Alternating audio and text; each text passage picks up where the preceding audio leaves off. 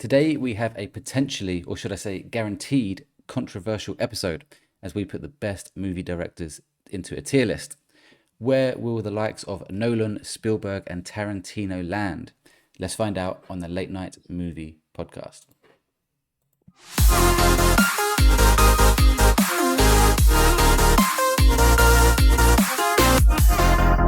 Welcome back to the Late Night Movie Podcast. I'm your host, Welchy, and joining me tonight, as always, are my co-hosts, Mr. Pop Figures himself, Andy.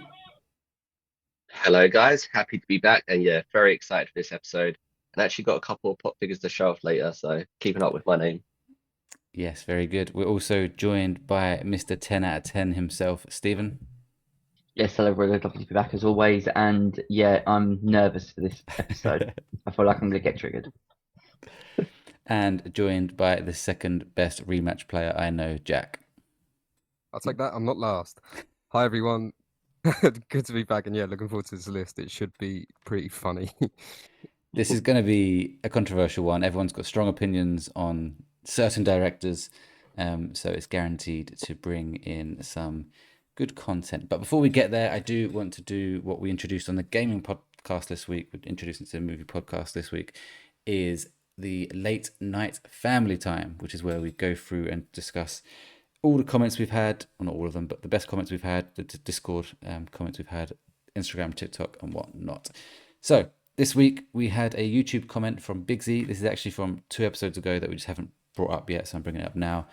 This was on our episode where we did the Brazil review on the Wheel of Cinema. He said, sorry for the short review, which if you remember, he gave a review. So did you, Jack. You wrote in your review that week. But like Stephen, by the end of it, I was just done. Like you guys said, I did laugh a few times and thought some of the futuristic stuff was cool, but I just thought the movie was too random and boring, which is along the lines of what we all said. I think me and Andy were slightly higher on it than you, Stephen. Yeah. Of course, it's so fucking pish, Yeah. But yeah, basically. for it to be rated so high was a bit odd. You know, one of those niche films that apparently people do like. And on Discord this week, I put a poll into this Discord. If you want to get involved in our polls, then be sure to follow our Discord, or join it, I should say. Link in the description. I asked, related to this episode, who do you consider to be the best movie director? Now, I purposely left a few off there to wind certain people up, Stephen. Yeah, I weren't feeling great, and that made me feel even worse. I won't lie. But the winner was, by 100% of the votes, Christopher Nolan. So we'll see if we have a similar result when we do our tier list. Speaking Can I of, also just add, go on. we were talking about sort of the, late night family time. I know it doesn't really connect to either movies or gaming, but I also did a poll about the Premier League that's kicked off this week. Who would win the league? And Welchy, who won? Who won that vote? Just want to throw that one out there. I didn't even vote for Arsenal. I voted for Tottenham because I thought it would be funny, because that's just not going to happen. But yes, Arsenal won. It's probably just you, Big Z, and a couple others maybe that voted that. Yeah. That's not relevant. Hang on, whoa. Hang on a minute. Mate. We don't talk about who voted. We're just looking black and white on the vote poll, and 33% won, and that was Arsenal. So 3%. Should we just give you the trophy now then? Should we just? Should after some of the other performances this weekend, mate. No, I'm joking. We won't talk about those, will we, Andy? Can No. I ask No, a question we don't. quickly? Yeah, of course. The director poll, did you want us to vote in it? Because I didn't, because I thought we'd be. Yeah, I doing didn't it. vote in that. I Yeah, just commented. sometimes I should do that, because I think before there was one I put in there. I said, like, you was the three Spider-Man don't one. vote. Spider-Man one. Yeah, that was it, the rating. And then Andy voted anyway. Yeah. I don't know. Can't tell me what to do. So yeah, With a different rate to what I'd actually give it, though. that's a good point. Next time I'll say that you three don't vote or whatever, or I'll text you or whatever. know. Anyway, let's move on to our main topic of the week this week, which is tier listing the best movie directors. Now, a few caveats to chuck in there straight away.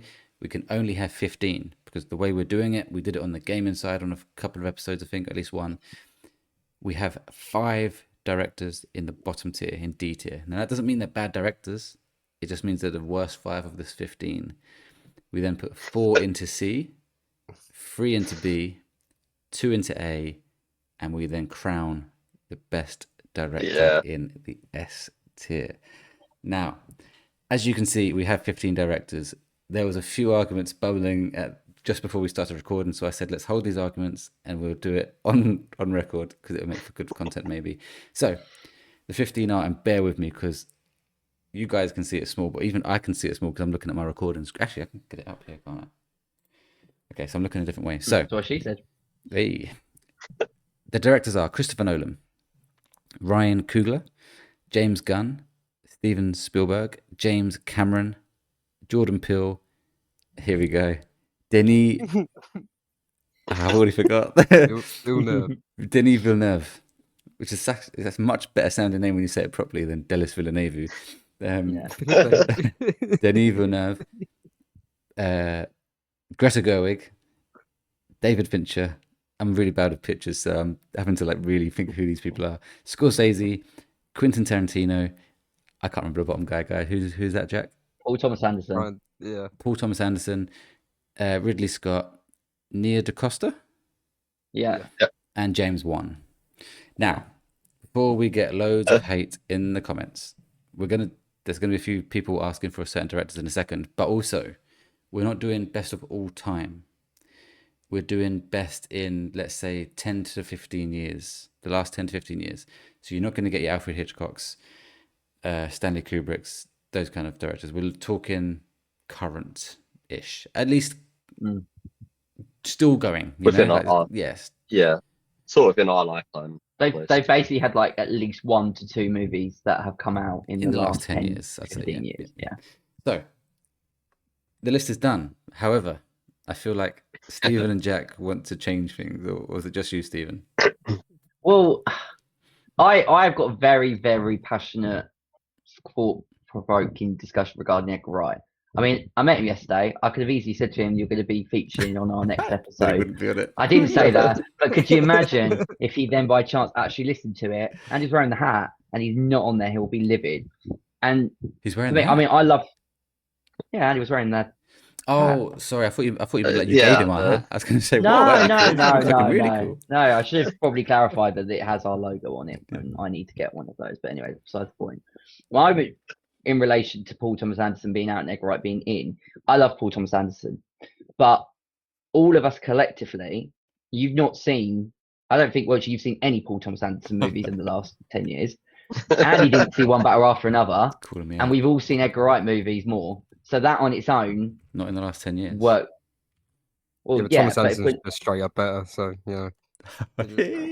that's not part of the scope of how we pick our directors. Hang on. What was Edgar Wright's last film? It was The Running Man. and then Mid. before that it was Last Night in Soho. Mid. The Last Night in Soho, I like. Okay, so Yeah. I definitely have not seen a Paul Thomas Anderson movie. Have you not seen There'll Be Blood? Nope. Never even heard of that You one. can't host this podcast anymore. You can do the game inside. But you're not allowed to do this one anymore. I want to make it clear, I'm not hating on Paul Thomas Anderson, but out of all of those other directors, I'd say Edgar Wright has had more of a No, major impact I'd in the fuck last James 15 Wan years. off if you're going to get rid of one of them. Ooh. Oh yeah, but he's done The Conjuring and Saw and Insidious. Yeah, but he's still going to go D tier, isn't he? He's like, Oh, Okay, so I'm looking at Edgar Wright. I have seen Ant-Man. And that is in the last, that's technically 11 years ago. Wow, that's 11 years ago. That's crazy. And also, I should add that although he didn't formally direct, he did 80% He of didn't it. direct He it, you're right. he left due to creative differences, but 80% of that is Edgar Wright. He did the screenplay, so I count it as he directed half of that, but then left, and then someone else took it over. But that is still his project. Andy, do you have an opinion on this argument?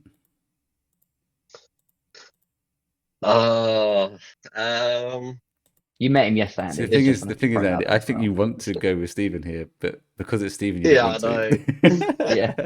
Also, I like Baby Stephen Driver. more. get rid of James Yes, Wan and put him in. Baby Driver 2017. The thing is, like, I think there's probably other directors over.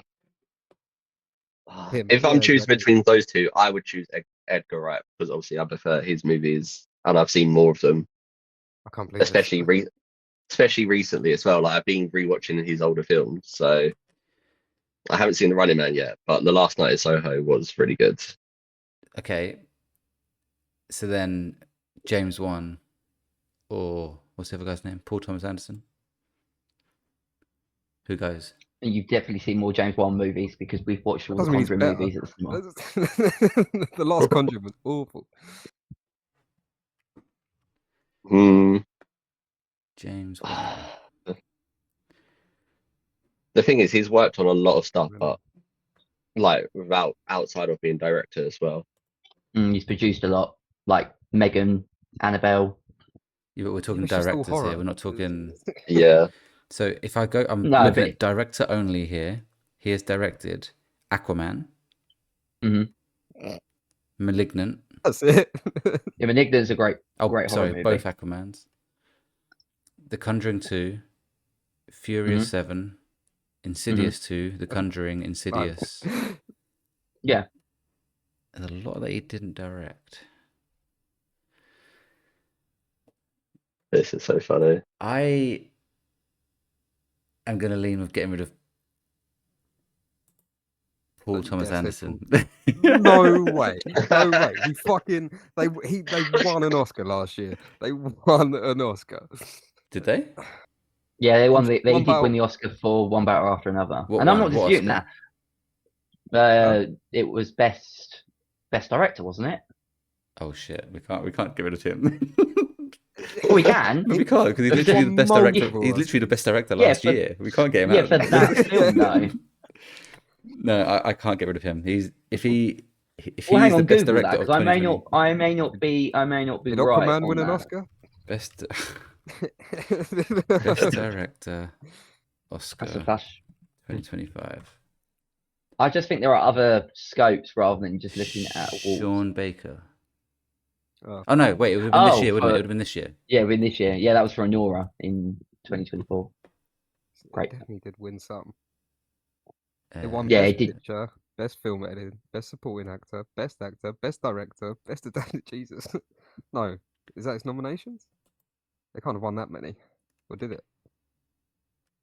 It Oh, no, wasn't it a won film. 6 Well, I Oscars. didn't see it, but it It won obviously went down 6 as a film. out of 13 nominations. It got best picture, best director, best Oh, adapted yeah, there you screenplay, go. best supporting actor, best achievement in film editing, and best achievement in But that cast. is on one specific film. I should But add. it's, Yeah, oh, but it was it's last so year. recent.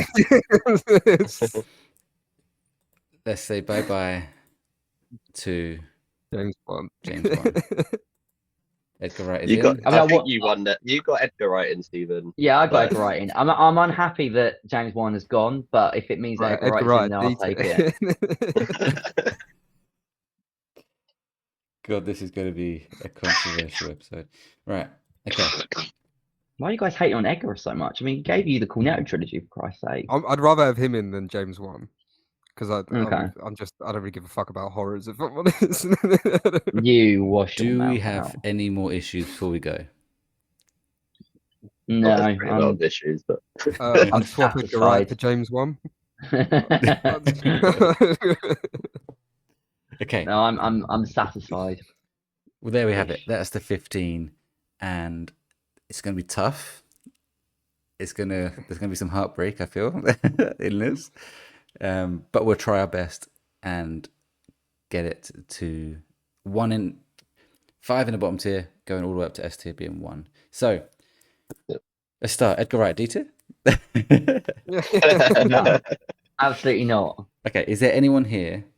And I've got a suggestion for the D tier that you just think is obvious, and I'm only going Go to on. say it because, unless you correct me, Nia DaCosta's only done 28 Bone Temple, as in directed.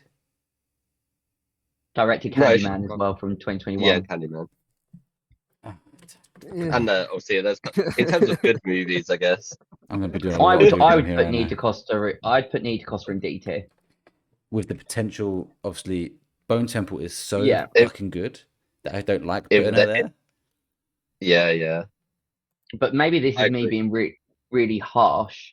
I think Bone Temple is a masterpiece, but it isn't the directing really. The director's fine, but you're talking about the casting, the writing, the general performances. There are some movies that you kind of watch, you go, wow, that is brilliantly directed. Okay, no, you're right. She did the Marvels. That's D tier. Yeah, I mean, Sorry, Nia DaCosta. it's like when you watch like Obsession, for example. There are moments in that where you go, that is brilliantly directed. And I don't recall, I might be wrong, I don't recall any in the Bone Temple where I went, that was brilliantly directed. It was more like Ray Fiennes, Jack O'Connor's performances, and Alex Garland's script is just unreal. So I'm happy with that. Now, this might upset someone, I don't know, but I would suggest David Fincher goes D tier, and that is because of current form. I know what's his most current film? Exactly. No one fucking knows. He's done a lot of Netflix stuff. I know it's not movies, but he created Love, Death and Robots. He's also been working on. That's not a movie, is it? Oh, no, I know it's not. I'm explaining though why he hasn't done a feature film. He's like worked on Mindhunter, which was I think that's got like 98%. Yeah. And he directed several episodes of that. He also had a shocking debut with Alien 3. Yeah, but that wasn't his fault. Still that was Fox's. Like they screwed him over in that. So his most recent films are The Killer and Mank, which are both Netflix. Gone Girl was the one before that. Gone Girl. What year did Gone Girl come out? 2014. So 12 years ago. Yeah, 2014. Okay. So we're talking 12 years since a good movie. Yeah. I know everything else before that is fantastic. Is it? Feel free to disagree with me if you think someone else here goes D tier. I'd be more inclined of moving more towards C tier, but if he had to go in D tier, I wouldn't lose any sleep. Well, another suggestion I have then is James Cameron. Who would you? Sorry? See, I'm okay with that. James Cameron. It's just Avatar. And I love Avatar. It's just Avatar. It's just the I didn't like the most recent one, but he's done Terminator as well, though. Yeah, Terminator 1 and 2, which are masterpieces, and Titanic, which are still is regarded. That's going so far back. So what are the rules? No, I know. Yeah. Obviously, if we're talking about, you can still have to. You can still consider their old stuff. But like I said with David Fincher, he's got great stuff. I think in current form, to make it clear, we've picked filmmakers that have done at least 2 movies in the last 15 years, but we can look at their whole back catalogue. Look at it. Yeah, their whole catalog. But if you were looking, for example, if you've got Christopher Nolan against David Fincher, I know in general Christopher Nolan anyway, but as in, or anyone here, Ryan Coogler for fuck's sake, he's done multiple good things recently. He beats anyone who hasn't done anything good for the last 10 years. I mean, also Welchy with Aliens, that's a masterpiece. Yeah, that is a masterpiece. Well, nearly a masterpiece. It's a great film. Until then, yeah. We had to have someone in the fucking D. Well, 4 more people in a D tier, guys. So I think we go. David but Fincher. if you, I don't mind that. But if you say James Cameron because of just Avatar, then I'd say like why, like with Jordan Peele, he's only done. I know he's more recent in terms of like his 3 horror films he's done, but he hasn't done a lot either. So then if you're putting James Cameron in for just Avatar, then Jordan, I like Jordan Peele just because of all these other stuff too, all their skits they do, but. Yeah. I'd also be inclined to say, like, to put Greta Gerwig in D. What other movies has she done? We need to remember that Barbie was fucking a box office smash hit. But it was. But you just mentioned Avatar, and what about Avatar being their numbers? Yeah. And James Cameron has other things in the bank. If we're just relying on Barbie, then I'd say it goes in D. But what else has she done? Yeah, I'm getting it up. That's what she said. I know she has directed something else, but I don't think I've seen. I think that's the only film that I've seen. She will be doing Narnia next year. Okay. She did Little Women in 2019. I haven't seen that, but that's meant to be good. And so is Lady Bird, and I think Lady Bird people like as well. Yeah, people said the Lady Bird is a masterpiece. Has anyone seen that? That's in the last 9 years. That's 3 hits. That's recent stuff. Yeah. I say she goes at least C. Especially because Barbie was an astronomical hit. How many? We have to put 5 people in D though, and like look at some of the other names. Okay, yeah, that's fair. We're not saying they're bad directors. We're just saying there's more bad than them. What's Ridley Scott done recently? He's done Gladiator 2 in 2023. Gladiator 2. He did the last Dog Stars. Yeah, What? Dog Stars? Yeah, well, we don't know. Yeah, we don't know if that's good yet. And he did The Last Duel in 2021 with Ben Affleck and Matt Damon. I don't know if anyone saw that. That was a great film, though. No, I didn't watch that. He did The Martian. Oh, Yeah, fuck me, That guys. was This true. is gonna be That was so 11 hard. years though.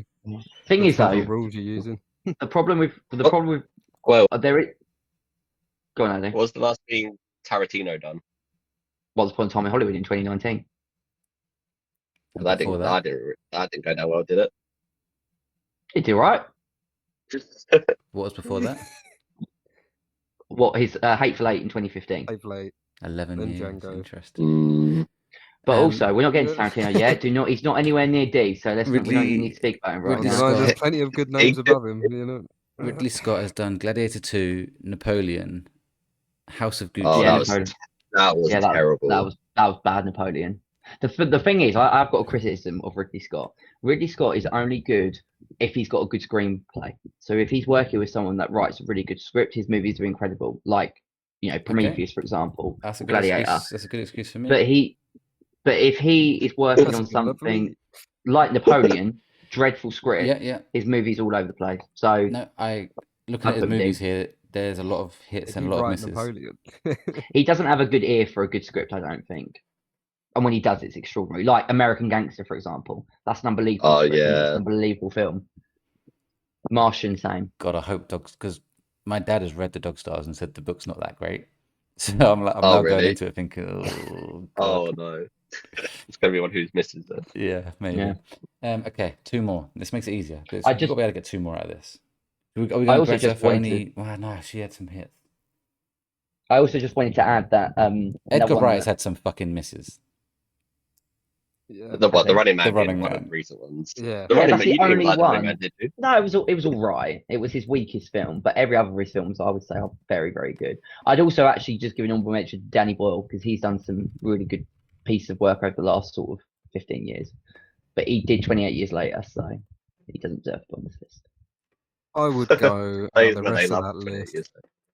I'd go Edgar Wright and James Cameron. Like I do agree with you on James Cameron in terms of like he hasn't done a lot of stuff, but I just don't think your argument for putting him there stands up against some of the other directors as well. Yeah. We have got I some think it does. Paul Thomas Anderson in D. I think it does. Because I didn't even like the last Avatar. Like, Well, exactly. Yeah, the last episode was terrible. I loved it. but That's like 'cause they've he's got done blue so well. fetish. Like either way, Okay, now I'm going to say something which might surprise you. Spielberg. he hasn't Yeah. done much recently, I has he? loved And the I didn't Closure like this. Day Especially. with a I passion. don't No, like that was Disclosure shit. Day. That was terrible. But I'm going to read to you the last movies he's done in the last 10 years. You can correct me and say if they're good or I not. know it's not. The Fablemans, Never Don't watched know. it. West Side Story, 2021. That's terrible. Recognize the name. But Ready don't Player know it. One, that's like a mixed bag, I think. Oh, That was Yeah, alright. yeah. okay. Oh, I liked it. Yeah, but like The 4DX experience of it is cool. before that, it was a film Wikipedia called is The massive. Post. Don't know that. I Yeah, I don't- recognise that. And then I think it went down quite well. 2016 was the BFG. Yeah, I guess it's mean- more his older stuff that Yeah, Spielberg's top tier stuff. legacy. I mean, I really Lincoln enjoyed was Disclosure fucking good. Day. Lincoln Yeah, was Lincoln was 2012 good. though. Lincoln, he's got War Horse. Yeah, War Horse is a great film. Bridge of Spies, Indiana Jones. Well, that's probably one of the shit ones. He War of the directed the Worlds, Adventures of man. Tintin. I fucking love As War of the well. Worlds. Anyone see that? Adventures of Tintin. No, Tintin. I didn't watch didn't it, see no. I didn't Um, see Tintin. He did The Terminal, Catch Me If You Can. I did Yeah. say his earlier Terminal, The thing work. is, yeah, It's all his older his stuff. old stuff is That's the thing. unbelievable. Yeah. What was the West Side Story? And he is regarded as one of As a the like musical. all-time top directors. I think he wouldn't go any higher than C personally. On current form, no. I still maintain that Greta Gerwig goes in D. Oh, I know you Three said C. good films in. But she's had 9 more years. Yeah, recent but stuff. true, but Spielberg's classics I know. outweigh Yeah, but what- current stuff. Mm, We've I don't we've know, it's decided tricky. we've picked 15 directors based on the last 10 to 15 years, right? yeah. So that whenever we make decisions, that has to have the bigger weighting. I think we can consider Yeah, their yeah. past, but we have to consider But then the in more that, recent. on which that is what we've done with basis, David then Fincher. put Spielberg then in D. Yeah, I think On that that basis, hurts me because I love his latest. it was a return to form, but I wouldn't say he's been hitting. He's been better, I think, in the last 10 years as a producer. So like the that I can't ever remember the name of the film, where they played it in reverse. That I saw last year. He was a big with part of that. Tom Hiddleston. Yeah, Yeah, I can't remember what it's called. I know what film you mean, but I can't but remember it. that was I didn't really see it. good. But he worked heavily on the producing and sort of co-directed, but didn't. Yeah. But he didn't direct it, so you can't count it in this list. Do we put Paul Thomas Anderson here for No, only having no, one good no. film in the last 10 years? One. What's before that? What's before that? You can correct me. I'm willing to listen to your arguments. Fuck me. If we're going off one film, then put James Cameron in there. Whoa, hang on a minute. Okay, let's look at Thomas Anderson's films. Licorice This is so Pizza, funny. Right. Admittedly, I I haven't don't know seen it. Phantom Thread, Phantom Thread was pretty good. I haven't seen it. and then we're going back 12 years to Inherent Vice. Haven't seen 12 years. He's done I think 3 you're films. looking at your own argument. Yeah, I think you've. it. But then There'll Be Blood, Punch Drunk Love, That's- Boogie Nights. They're all fucking elite. classics. So they're all classics, mate. I'd put him I in D. But Oh, I can't believe you're doing No. him over Edgar Wright. Like, especially of recent movies. You're telling me Running Man's better than fucking One Battle After Another. I like the argument. Hang on. I like the argument there. Yeah, but he's got Yeah. Last Night in Soho and Baby Driver, which are so he trumps Paul Thomas Anderson in that. the last 10 years. Oh my god. Yeah, I Baby think Driver was so. 2017 and Last Night in Soho was 2021. Okay. I Baby haven't seen Last Driver's Night in Soho, so masterpiece. automatically is shit. You've- So, Well- oh, that is so wrong. Okay. I That's still so think Right, if you're doing Tarantino that, should Edgar go Wright's going D to see though. it. Well, No, no, no, hang on, hang no, on, Andy. hang on. I think this is where we put Tarantino in C tier. I mean, yeah, if When was we're his last basing it off, 2019, Once Upon a Time in Hollywood. He did Hateful Eight Like that? 2015, and he did Django in 2012. I think he's a bit overrated as well. To be honest. I just think Shut up, the Andy. rest of them here are better. He's a bit of a one-trick pony, isn't he? Just feet. Just put feet in it. and hope for the best. Feet and blood. Feet and blood. I would personally make the argument that I'd put, well, in my own personal list, it'd go in A, which obviously I know this isn't my own list. For the basis of this, I'd be comfortable if you had him in B. If we have to In go B? with C, then fine. Oh. Yeah, That's pushing it a bit.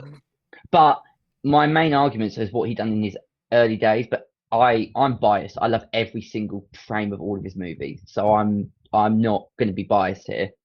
I would put him as high as I possibly could, but that's preference. Django, if we're looking at actual evidence, Django Unchained did incredibly well at the box office, and many people regard it as a brilliant film. The Hateful Eight is quite divisive because it's really long, but it's got fabulous performances, and he directs actors, and they do things that they don't do in other movies. Like he literally, in Django, Leonardo DiCaprio smashes glass, he's got blood running down his hand, Tarantino just lets it run, and then he smears blood on Kerry Washington's face for real, so her reaction But is genuine. That's a safety hazard. Like, that is a health and safety It may hazard. be, but you're talking about, regardless of it being in fucking health and safety, you're talking about actors being pushed to things that they wouldn't ever do before. This sounds Like- like a pervert who doesn't care for health and safety to me. Well, he has had a couple of, there's been a couple of instances, not pervy stuff, but like he had a massive fallout with Uma Thurman because he made her drive a car in Kill Bill 2, which she lost control because it wasn't safe and it crashed. They are friends now. So he is. Well, I'm not trying to we might have to defend make that. it E tier. No, we're not making it. F, disqualified. But just Like and the way you. that he directs is different to other filmmakers. Like he's got a very distinct style, and that is very, very popular with lots of audiences. The thing is, we've got to put 4 people in C tier now, and that's going to be very tricky too. And I think Tarantino C. I mean, if you're all agreeing C, then I'm outvoted. I'd go B, but What Scorsese has he done as long as in the last 10? he's done Killers of the Irishman. Flower Moon, Irishman, Wolf of okay. Wall Street. Oh, Killers of the Flower Moon. I thought that was a fucking Shit. great. Wolf of movie. Wall Street Yeah, is that's an longer than amazing 10, movie. but I agree. It's Shutter Island was 2010. yeah, fucking hell. Okay, he's not C tier. And he's got a lot of good older stuff as well, hasn't Yeah. I would go. What have you got to put in there? 4. Yeah, he? Yeah. it sounds like it's 3v1 on the Tarantino here. As long as you're not bottom, I'm happy. Bottom of C tier. Yeah. We might switch ones over once Then I would we've probably go Edgar Wright, Wright. a little bit Gun, more. Yeah. Cameron. Gun. Gun. The thing is, I love I his would movies, agree. but like for the other people we've got here, I'd put but James Guardians Gunn of in the C. Galaxy The though. 3 Guardians movies and Oh, Superman. yeah. I mean, Although I do Guardians like Guardians the- 1 was Galaxy technically 12 movie. years Okay, no, ago, yeah. but I I probably also. Sorry, Jack. Go on. probably prefer. No, I was only just thinking I probably prefer them as movies over Scorsese's recent ones. Maybe because he's done less. I really liked Killers of the Flower Moon. Irishman, I thought was good, but it was fucking so long. Oh, Irishman was amazing though. Long but amazing. It was a good film. where are we but thinking for Jordan Peele? I'd put him in C tier. I'd put him potentially in D I'd tier, put. but I'd put. it's not Just that I going back- don't. To be fair, I've seen 2 of his 3 movies. One of them I didn't like, another one I did like, but he hasn't done a lot of stuff, has he? I know his stuff's been recent, but he's more up and I've- coming as well at the moment. I've only seen 2 so- of them, to be fair. I I like think both Get of them. Out I and I that. like think Get there's Out- only Get- 3 Get Out names and we No- haven't spoken of yet, which means I think those 3 are going to finish very fucking high. I know who my number 1 is. Oh, I know who my number. I know I know who I know my my number number one one is. Yeah, Three, I I think I think know we're my all top in 3. agreement of that. Just going back to James, Gunn. Although I did like the Justice League that he did in 2021, I thought that was quite a fun movie. I mean, yeah, Mm. Guardians of the Galaxy is great, but Where you I going think with this, James Stephen? Gunn's Where you great. going with this, Stephen? no, Yeah, I'm not talking amazing. about Guardians. I'm just saying that obviously because he's now president of DC, I think the best of James Gunn is yet to come. I think it's going to be Have you his watched Guardians films? I don't think he's Yeah, going to top that's- Guardians. I'll be stunned if he tops Guardians. I mean, I hope he does. Guardians But he is has- very fucking good. I mean, I liked his previous one. I liked Super with Rainn Wilson in. I even liked his first, it was like a horror thriller. I can't remember the name of it. But he's not better than most of the people on this list that we've got remaining. That's why I put him in C. That might be a I'd fair go right. comment. I'd go right. Cameron, Greta. I'd have Greta in C all day long. I'm not trying to be mean to Greta. And we're by the way. saying Cameron because he's just Avatar only now. That's the He's argument. just there? the blue guy. He's just the blue Yeah, guy. I feel like he He's- does need he's- to do something different. He's got some kind of Soon. Smurf fetish. Like it's just. The And I caveat think, to like, it, though, is that he has broken box office records not once, but not twice, but three on 3 individual movies. Yeah, Like, I don't think they're. Go on, sorry. Okay. well, Titanic broke the box office at the time. Avatar broke the box office at the time, and Avatar: Way of Water broke the box office at the time. So for a director to have that not once, not twice, but 3 times, none of the other directors have done that apart from one on that list that we'll probably all speak about. So personally, I would say Cameron should go probably up into B. Yeah, but I think like they break records because they're such a normie film. Yeah, but he still Like- achieved that. And his know, previous it's- work is incredible. You know, you're talking, and I know what you're saying with Avatar, but Avatar as a spectacle does look incredible. You know, it must be really hard to direct, and he does produce. Not the third one. I think the third one's a pile of shit. Jack, would But you the say first that two- Jordan Peele was better than James Cameron? no. I wouldn't. Yeah, of his recent, I think the first Avatar was a good film, but like this, I'm not sold on the second 2, and I'd probably prefer Jordan Peele's films over the recent 2 Avatars. Do you not like Titanic? They're completely Sam, that's different. it. But that's fucking from the 90s. What are we doing here? We said this at the beginning. We said. Because we can still talk about their previous works. It's just that what they've done recently plays more of a factor. Yeah, exactly. I would. James Cameron is a better filmmaker than Jordan Peele. Just this Yeah, not a if you're debate. going off like his old stuff, but if we're doing recent stuff, then I'd say Yeah, I but prefer... what he has to do with the Avatar film No, is much even- more, Just let's yeah, end this it's episode. much Let's more end it. important and Okay. better and more hardworking than what Jordan So- Peele has to do. Andy, you said you watched a I'll few just of put Edgar Edgar Wright's Wright in there. movies, yeah? You said you watched Last Night Yes. in Soho, whatever it's called. Yeah. Would you have Edgar Wright above James Cameron? Well, that's a hard one. I would, yeah, because I didn't like the last Avatar movie, and I love more Edgar Wright's newer stuff over James Cameron's stuff. And even his older stuff, like I do love the Terminator films, Yeah. but I would probably put Edgar Wright's older films above the Terminator films too, in terms of enjoyment and stuff. So I'm trying to help you get Edgar Wright down it's here, tricky. Jack, but it's not working. I would actually personally say I'd have both. How many can we have in B? Is it 3? 3 and B.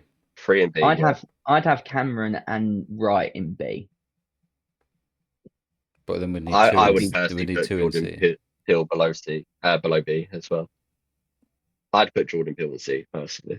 And I'd be happy with Jordan Peele in C as well. I think even though I love him. With some of these think ones like him and Greta, it's like Yeah. if we did this in Oh, 5 years' time, we could be saying, "Oh, fucking hell, That's what I mean. they Yeah. should be higher." Yeah. If agree. he has another couple of horror films or even moves out of horror, but yeah, his next 2 films over the next 5-10 years, I think will put him higher on the list. Obviously, if they're good. but rather than Yeah, lower. yeah. I do love Edgar Wright, but it's like Hot Fuzz, Shaun of the Dead, Scott Pilgrim, and then I know Baby Driver's more recent, but then like I Running Man was okay. I haven't seen the one that you keep saying. Last The Night Last in Night in Last Soho. Night in Soho. Soho. Yeah, I haven't seen that. So like, off his older stuff, I would put him up. Okay, so the options are, I Just put think, Jordan Peele there. Just the options are Jordan Peele, Edgar Wright, or James Gunn, or 2 of them and move Cameron up. Oh, no, because I'd put James Gunn B or above. I think I'll probably put him in B. I if would I'm rather honest. James Gunn be in B. Yeah. See, I'd have James Gunn in C personally, but I'm outvoted. Not if Andy says it. Not if Andy says it. It's tricky because like I love the Guardians of the Galaxy, but when And did number Superman. 3 come out? Yeah, I did love Superman, Guardians but 2019. I rate. No, more recent than that. It was 2023. 3, yeah. So who am I voting over? Who am I putting James Gunn above? If I'm saying Cameron I'd put James Gunn above Cameron, yeah, above Jordan Peele. above Jordan Peele, Well, yeah, he's for sure. okay. Yeah, I would Okay, as that's well. Gunn. That's Gunn in B then, because so it's basically between Edgar Wright or Jordan Peele in C. I'd put Jordan Peele in C out of those 2. And so I'd So put it's Jordan Peele in C as well. Yeah. Yeah. fine. There we go. We got there in the end. Our C tier. Arguments I'm could just- be I'm just- made for Tarantino to be in It is D, true. but you know, I'm still angry about No. Thomas Anderson. I think they swapped Anderson with Tarantino. Yeah, Oh, let's I'd be not do happy that. with that. Okay, now we're getting to the big leagues. We need 3 in B. This actually might be quite easy for me because I would go straight away. If it was my list, and I'm willing to hear arguments, James Gunn, Edgar Wright, Scorsese. Yeah, I'm fine with that. Yeah. I mean, I've not seen the Dune movies, so I can't. But He wouldn't even be in my list, but because I have not seen it, I'm not But he's not saying that just he doesn't Dune. deserve to be there. What What else else has has he he done? directed? he's Enemy. He's an Enemy. I hated Enemy. To No. be fair, but You're like, fuck. fucking hated Enemy. Like, hopefully you guys like. But obviously, I fucking love the Dune movies, and hopefully this year he wraps up a trilogy. He did Blade Runner 2049 in 2017. Hated that film. Thought it was absolutely That didn't wank. go down well either, did it? Yeah, I ruined thought Blade people Runner. liked it. I thought it was quite Yeah, I thought alright. people liked it. Arrival. Arrival was a fantastic sci-fi Not movie. seen that. I haven't seen it. Sicario, which most people love. Prisoners, which most people love. Oh, Prisoners is good, yeah. Yeah. With Hugh Jackman and And Oh, yeah, Jake yeah. Gyllenhaal. he will be doing the next James Bond. Ooh. Okay. yeah, but that's next. Though. I know, but I'm we saying said June, yeah. June Part 2, June Part 3, we don't know, but it's probably going to be good. My argument is that he's got the Dune franchise, which is obviously highly well regarded, but has he done anything else as good as that? Where some of these other directors have done it in multiple movies. Arrival, Blade 2049. Yeah, but was it? No. Blade Runner 2049 was terrible and did not go down well critically. Prisoners. Everyone loves Prisoners. Yeah, but I'm talking about like Dune That's an old film, exploded. so isn't it? Yeah. When did Prisoners come out? Fucking Edgar Wright's last film was Running Man. I'm not having Edgar Wright above Yeah, fucking yeah, him. yeah, Like, I'm just yeah. not. That's insane. But they can be in the same tier though. Yeah, they could be in the same tier. No, because then that means Scorsese What, goes what up. James Gunn or Scorsese goes to A? So we've I got would say 3 in Scors- B. Yeah. Yeah, and then 2 in A. So it means I- James and then Gunn one in A. or Scorsese goes to A. Because we I know think Ryan, Scorsese- Coogler, we know Ryan I haven't Coogler seen and it. Christopher Nolan are an A at least. Recent stuff. As much I'm as not gonna lie. Scorsese's old stuff is good, he can't go in A for his recent stuff. No, but Scorsese, for what he's done, even recently, like stuff like The Wolf of Wall Street, Irishman, Clear of Flower Moon, that's, in my opinion, even though I've not seen June, that's more of a legacy than what that June director's got. Oh no, no! I agree. Don't take I- his It's at older the stuff. moment. But You can't say that if Prisoners, you haven't Prisoners, seen. Sicario, You can't say that if you Arrival, haven't seen June. and June. If he lands the third one, even the first two, is one of the best sci-fi.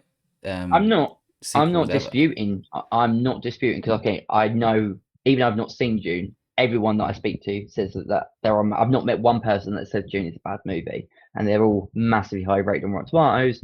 But what I'm trying to say is that if that is the only thing that he's got, But it isn't. Scorsese. It isn't. He's got Arrival. Yeah, but- Arrival is one of the best Yeah, but sci-fi movies. in your opinion, No, everyone loves Would- Arrival who's seen it. No. what Everyone who's seen rating Yeah, does the that Arrival Rotten get? loves it. Tomatoes score.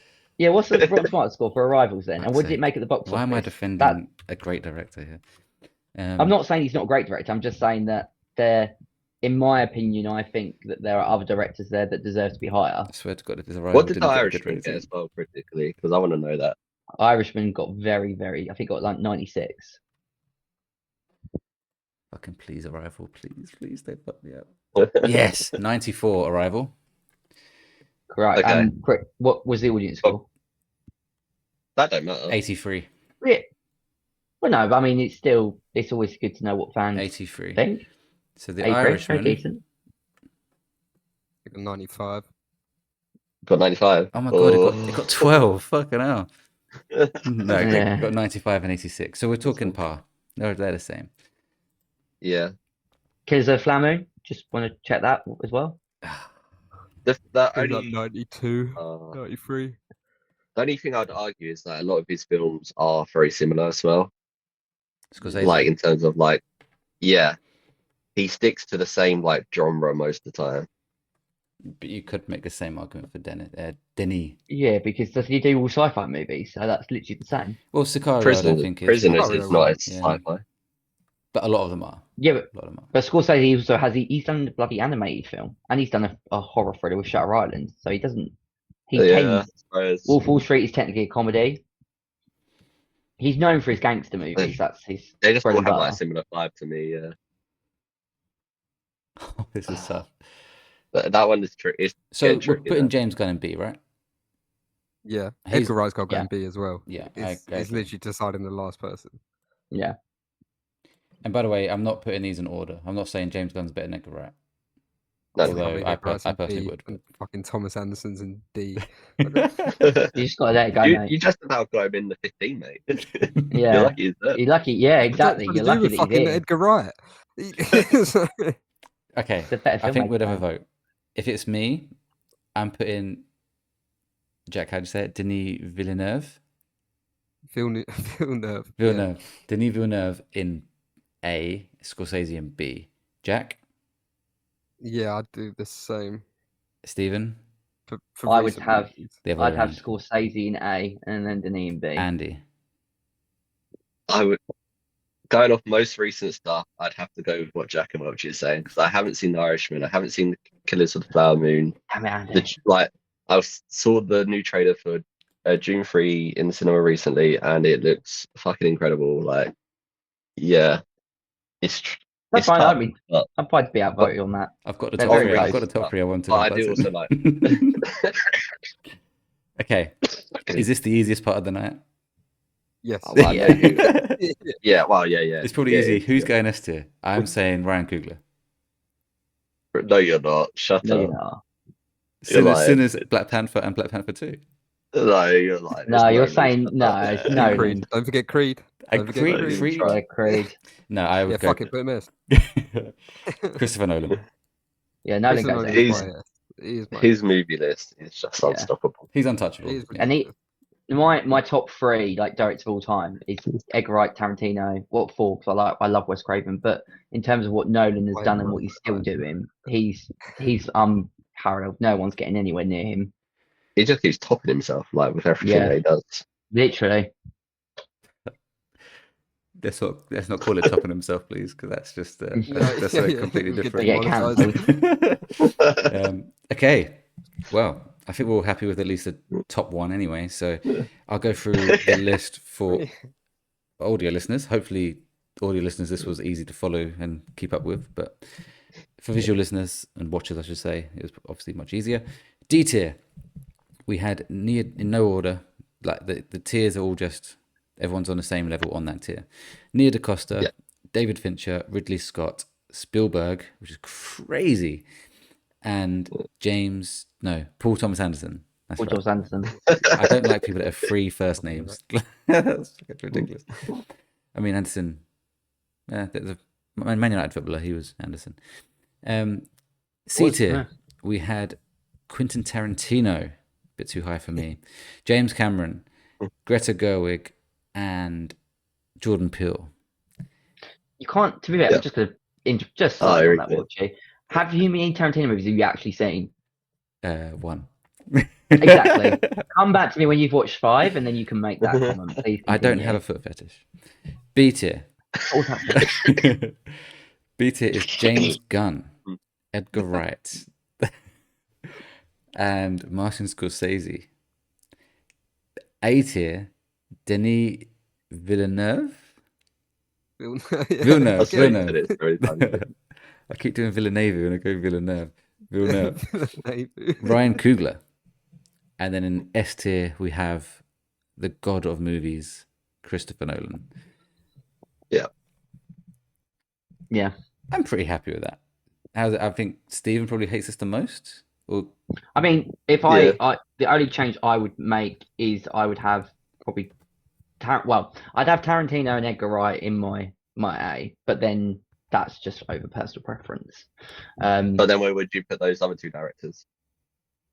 Because I know you didn't like Sinners as much as me, Welchy. No, but I did love Creed. I haven't seen Black Panther though, so I mean, but I know how good of a director he is. So I would probably, the fact of that I've not seen June, I'd probably put him down in C, but that's only because I don't think I've seen any of his movies, so that's down there alone. If anything, I'd actually move Paul Thomas Anderson up and probably have him at the very bottom, but that's just because I've not seen any of his work to then be able to comment. Which I think is fair. If you've not seen a director's work, I can't really comment on putting him higher up.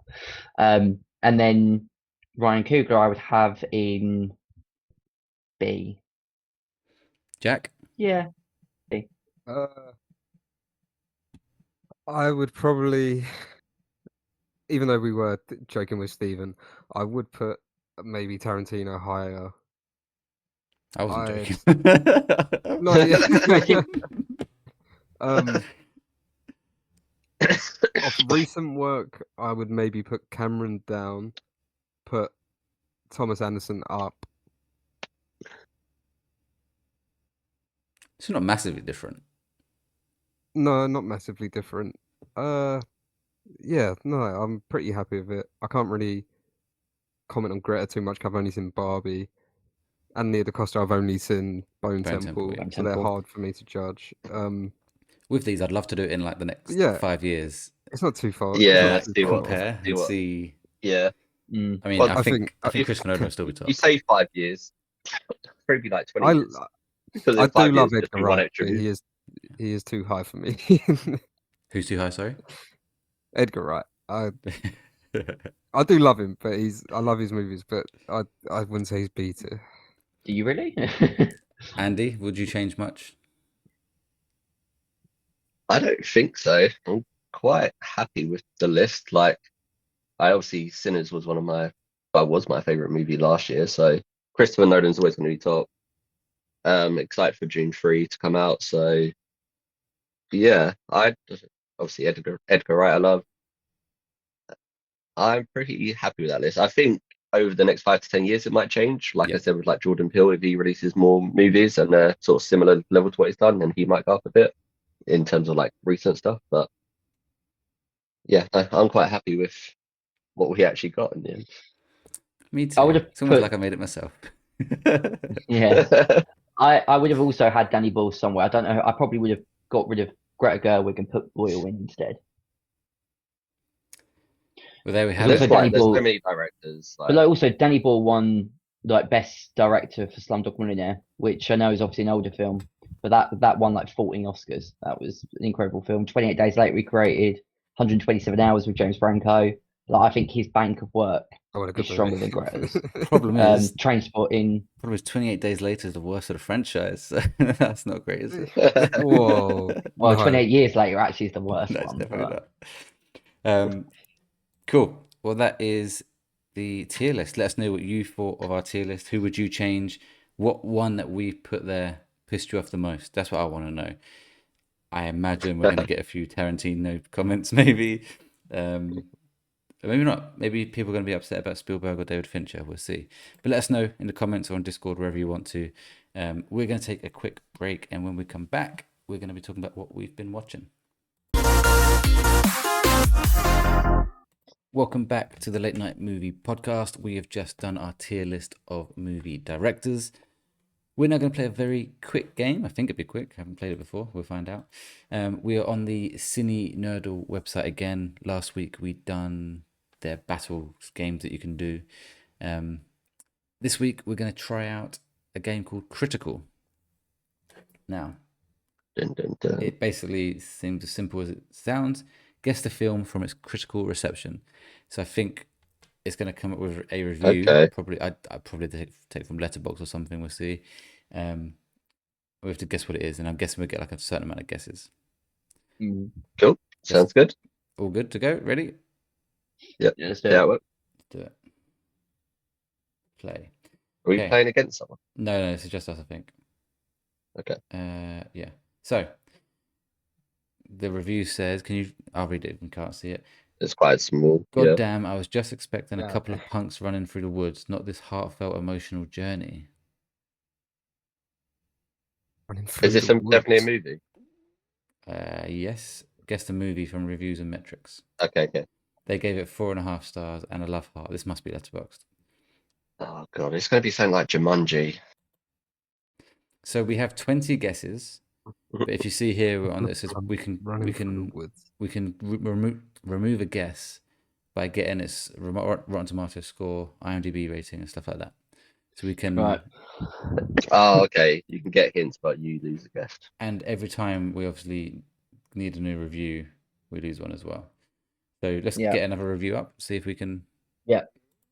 That takes us to Okay. 19. They took his brother's hat. What's that? Oh, is it The Revenant?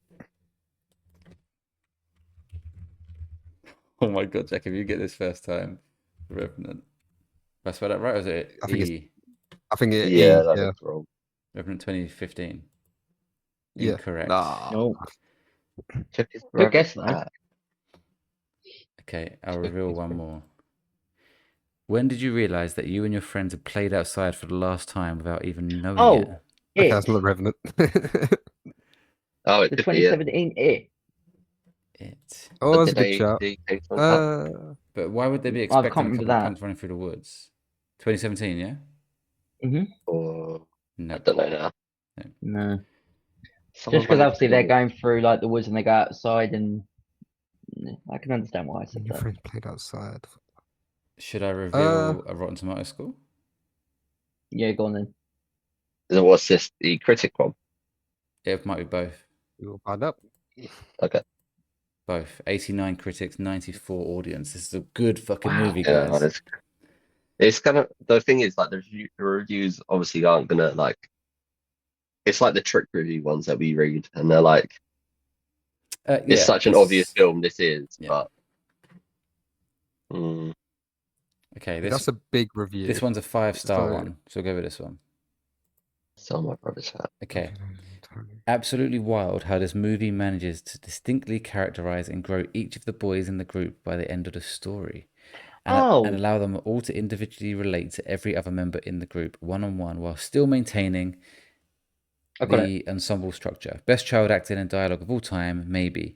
I still relate to character so hard. Director is an amazing director of actors. A cartoon could never be a real guy. That's all I have to say. It's a perfect movie. Cartoon. Hang on, I thought I had it, and now I'm Is this the a Goonies? cart. Oh, did the Goonies score that high though? Like, I did like the Goonies. Do you know what I was about to say? I was about to say The Long Walk, but then it's a cartoon. No, I don't know what We don't know what he means by the Goonies what is he wrong. just said. Try The Long Walk, because there are emotional moments in that. I don't Hang on, remember hang on, someone hang on. stealing But the hat. I think it says child I actors. think It go says for a child woods. actors. Yeah, There's child actors in The Long Walk. no, they're not. Ah, they're all like 18 Or they're in the teenagers. film. They're, You have they're to be definitely not 18 to do the children. walk. Okay, all right.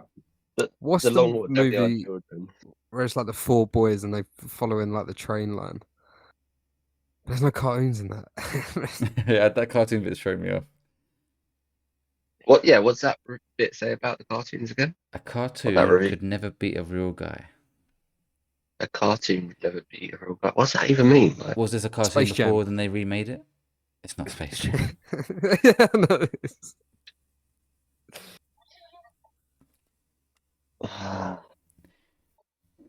The characters grow. The boys, by the end of the story, allow them all to individually relate to each other in the group.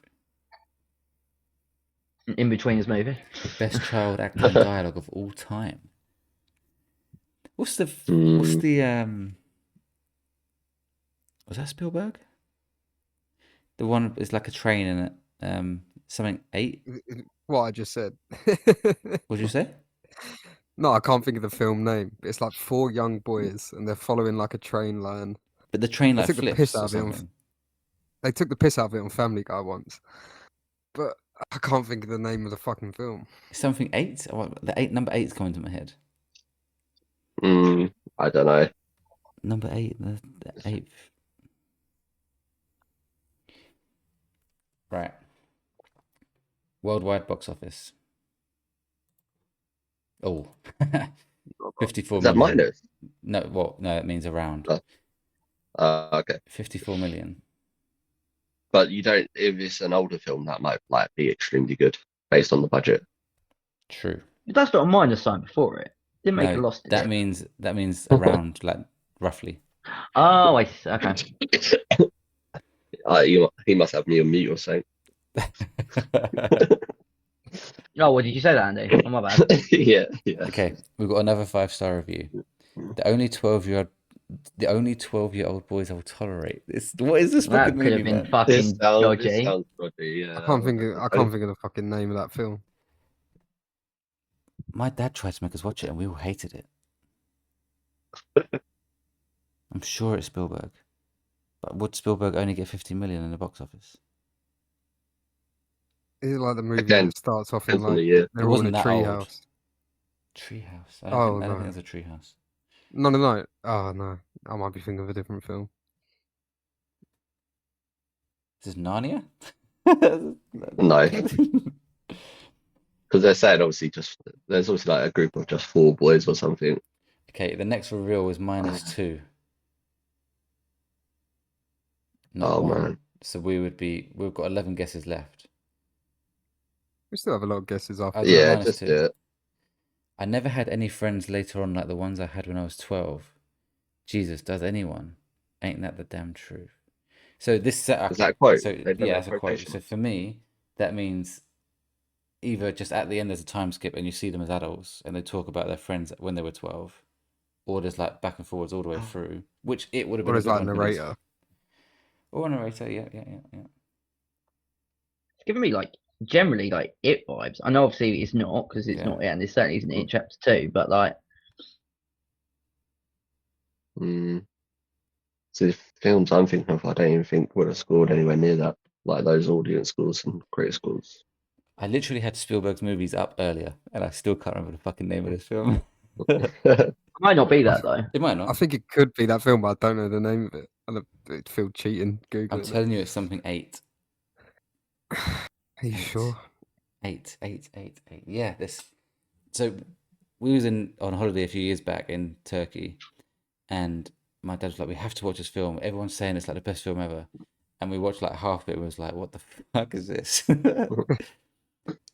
and it had kids involved. How long ago was that? Say at least.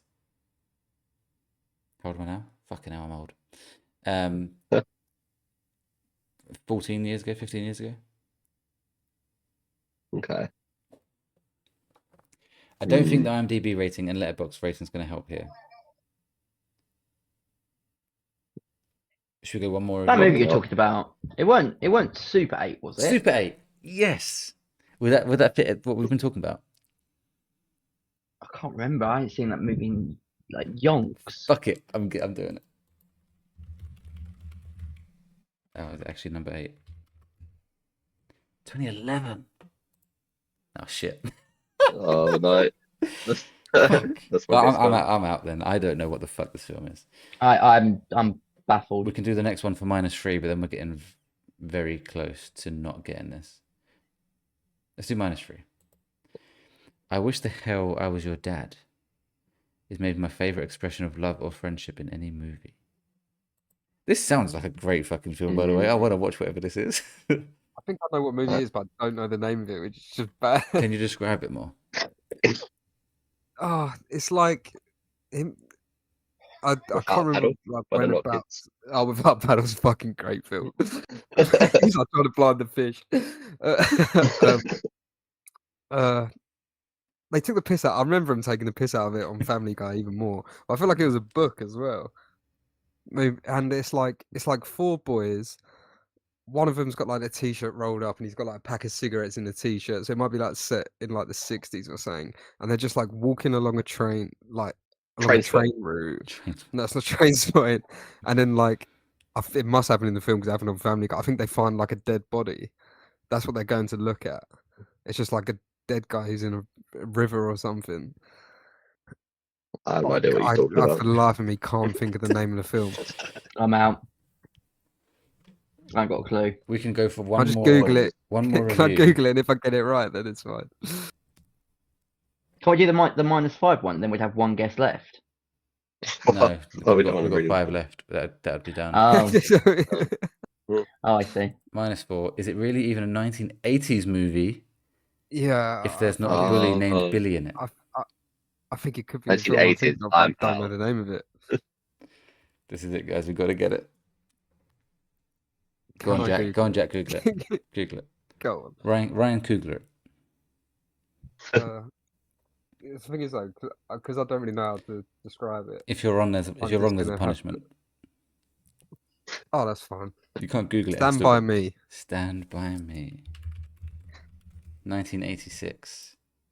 It was correct. Well done. Wow. Well All done. that time you knew it. You pulled out a bag. You've been saying it for a while. Well done. I mean, we didn't do very well, but we got it in the end. We're not gonna like 10 guesses though. Jack, remember what it's called? Oh, yeah. Is that 4.2 on Letterboxd? I don't think It's I've supposed seen to be a that. great movie. 8.1 around. Oh, I'm adding that to I my. think we just found a new Yeah, I'm new putting it film on my watch list recommendation. because those reviews sold me, and then the way you was describing it sold me Yeah. as well, Jack. To be honest. Stand by me. Who's in this film? Directed by Rob Reiner. Oh, my brother's watched it. My brother gave it 4 stars. Will Wheaton. Fucking hell, really? Kiefer Sutherland, Andy. Well, I'm guessing a young version or two of Well, it won't be his 24 version in 1986, would it? it. Might be his Lost Boys version. John Cusack. In fairness, for the box office, it had a 7.5 to 8 million budget. So it did Oh, well. okay, so it did perform well. Fine. Okay, well, that's on my watch list. Thank you, Game, and thank you, Jack, for putting that on my radar. Well done, Even Jack. though you've not watched it yourself. Thank you. No, I ain't watching that. I've seen the Family Guy skit. It all counts. That's funny. I need to unshare my screen. There we go. Cool. We're all good. Everyone will see everyone again. Yep. Okay. Well, that was fun. Well done, Jack. Even though you had to Google it, but we got there in the end. You knew what it was. You just couldn't think of the name. I knew it was. Let's move on Got then that. to, if I get the music ready. I'm very unprepared here. Quick, find it. I haven't put it here, have I? No, that's what we've been playing. Fuck. Here we go. Let's move on to what we've been watching. what we've been watching. Okay, so I guess we'll start with Andy this week because Andy has watched a new movie in the cinema. Insidious. Insidious? Insidious. I haven't seen that. Out, out of the Further.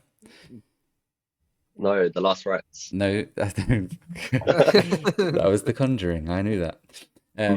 Insidious Out of the Further, which came out this week, or Yeah, most recently. We're recording this on a Sunday. What did you think? obviously No without any spoilers. spoilers. Yes, no I spoilers. know Steven's gonna watch it, and I don't know Jack or you are gonna watch it, but before I get started, I said this to Steven yesterday when I saw him. I was like, after watching Insidious, I was like, I think I might have rated Ice Cream Man too highly. Oh God! I'm, Hang on. I'm also going to knock down, not by much, just because I feel like when I was watching Insidious on the screen, I was like, oh, you can just tell this is Proper. so much better. Film. Yeah, it just looked better. So I'm going to knock my Ice Cream Man score down. I think I gave it 6. I'm going to knock it down to 5, just to give me a bit more room to play with Other movies, Insidious yeah. and other horror movies coming up. I really enjoyed it. I thought it wasn't scary, but then like I've only just recently watched the first Insidious, which Stephen made me watch, which I didn't really like. I thought it was completely outdated. I thought it wasn't scary. It was just shit, and all the things that Stephen was saying was great about it. You gave it a 3 out of 10. What, the first Insidious? Yeah, so that shows you that I didn't really like it. Hang on, you've rated Ice Cream Man higher than the first Insidious. That is nuts. Yeah, I guess I have. That is absolutely fucking He's nuts. Go on. I like the I will first say Insidious. I think it's pretty good. I think it's one that is good for at the the first time. time in 2026. So what year did Insidious come out? Because I think that does play a 2009. major. Like when you're watching it, you can just tell it's like none of it's real. And if they remade that film now, Yeah, then I would agree that it is one of the horror movies that hasn't maybe stood up as well now as it did when it came out, but it still has the record for like the biggest jump scare of all time. I thought And Sinister Jay, had that. What? I thought Sinister had the record for the best jump scare. It still is. Well, most of the polls that I've looked at still have Insidious as number 1, but I think that's number 2. So yeah, obviously I didn't think like when that jump scare happened, I think that did actually make me jump that bit, but yeah, it was I didn't really find it didn't look good like the first Insidious watching it in today's day and age. But yeah, this one was a lot better, like just in terms of sort of the story. I thought I was a bit more engrossed with it, with what was happening, and although it still had sort of those silly parts where I'm not as invested because you can see everything that's on the screen in terms of like there's no mystery in terms of like the entities and all that sort of stuff with the Insidious films. And I said that about the first one, like as soon as I can see what it is, I just lose that sort of being on the edge of my seat. But with this one, what I did like was the story. So although from the get-go you know exactly like what's happening with sort of the supernatural stuff and entities and all that stuff, because the story I felt was really well written, and it had some, and I don't know how much of Game of Thrones you watched, Welchy, what season you got up to, but Jack will know, like there was some proper Hodor moments in Insidious. I saw the Hodor thing. And yeah, so there's moments like that where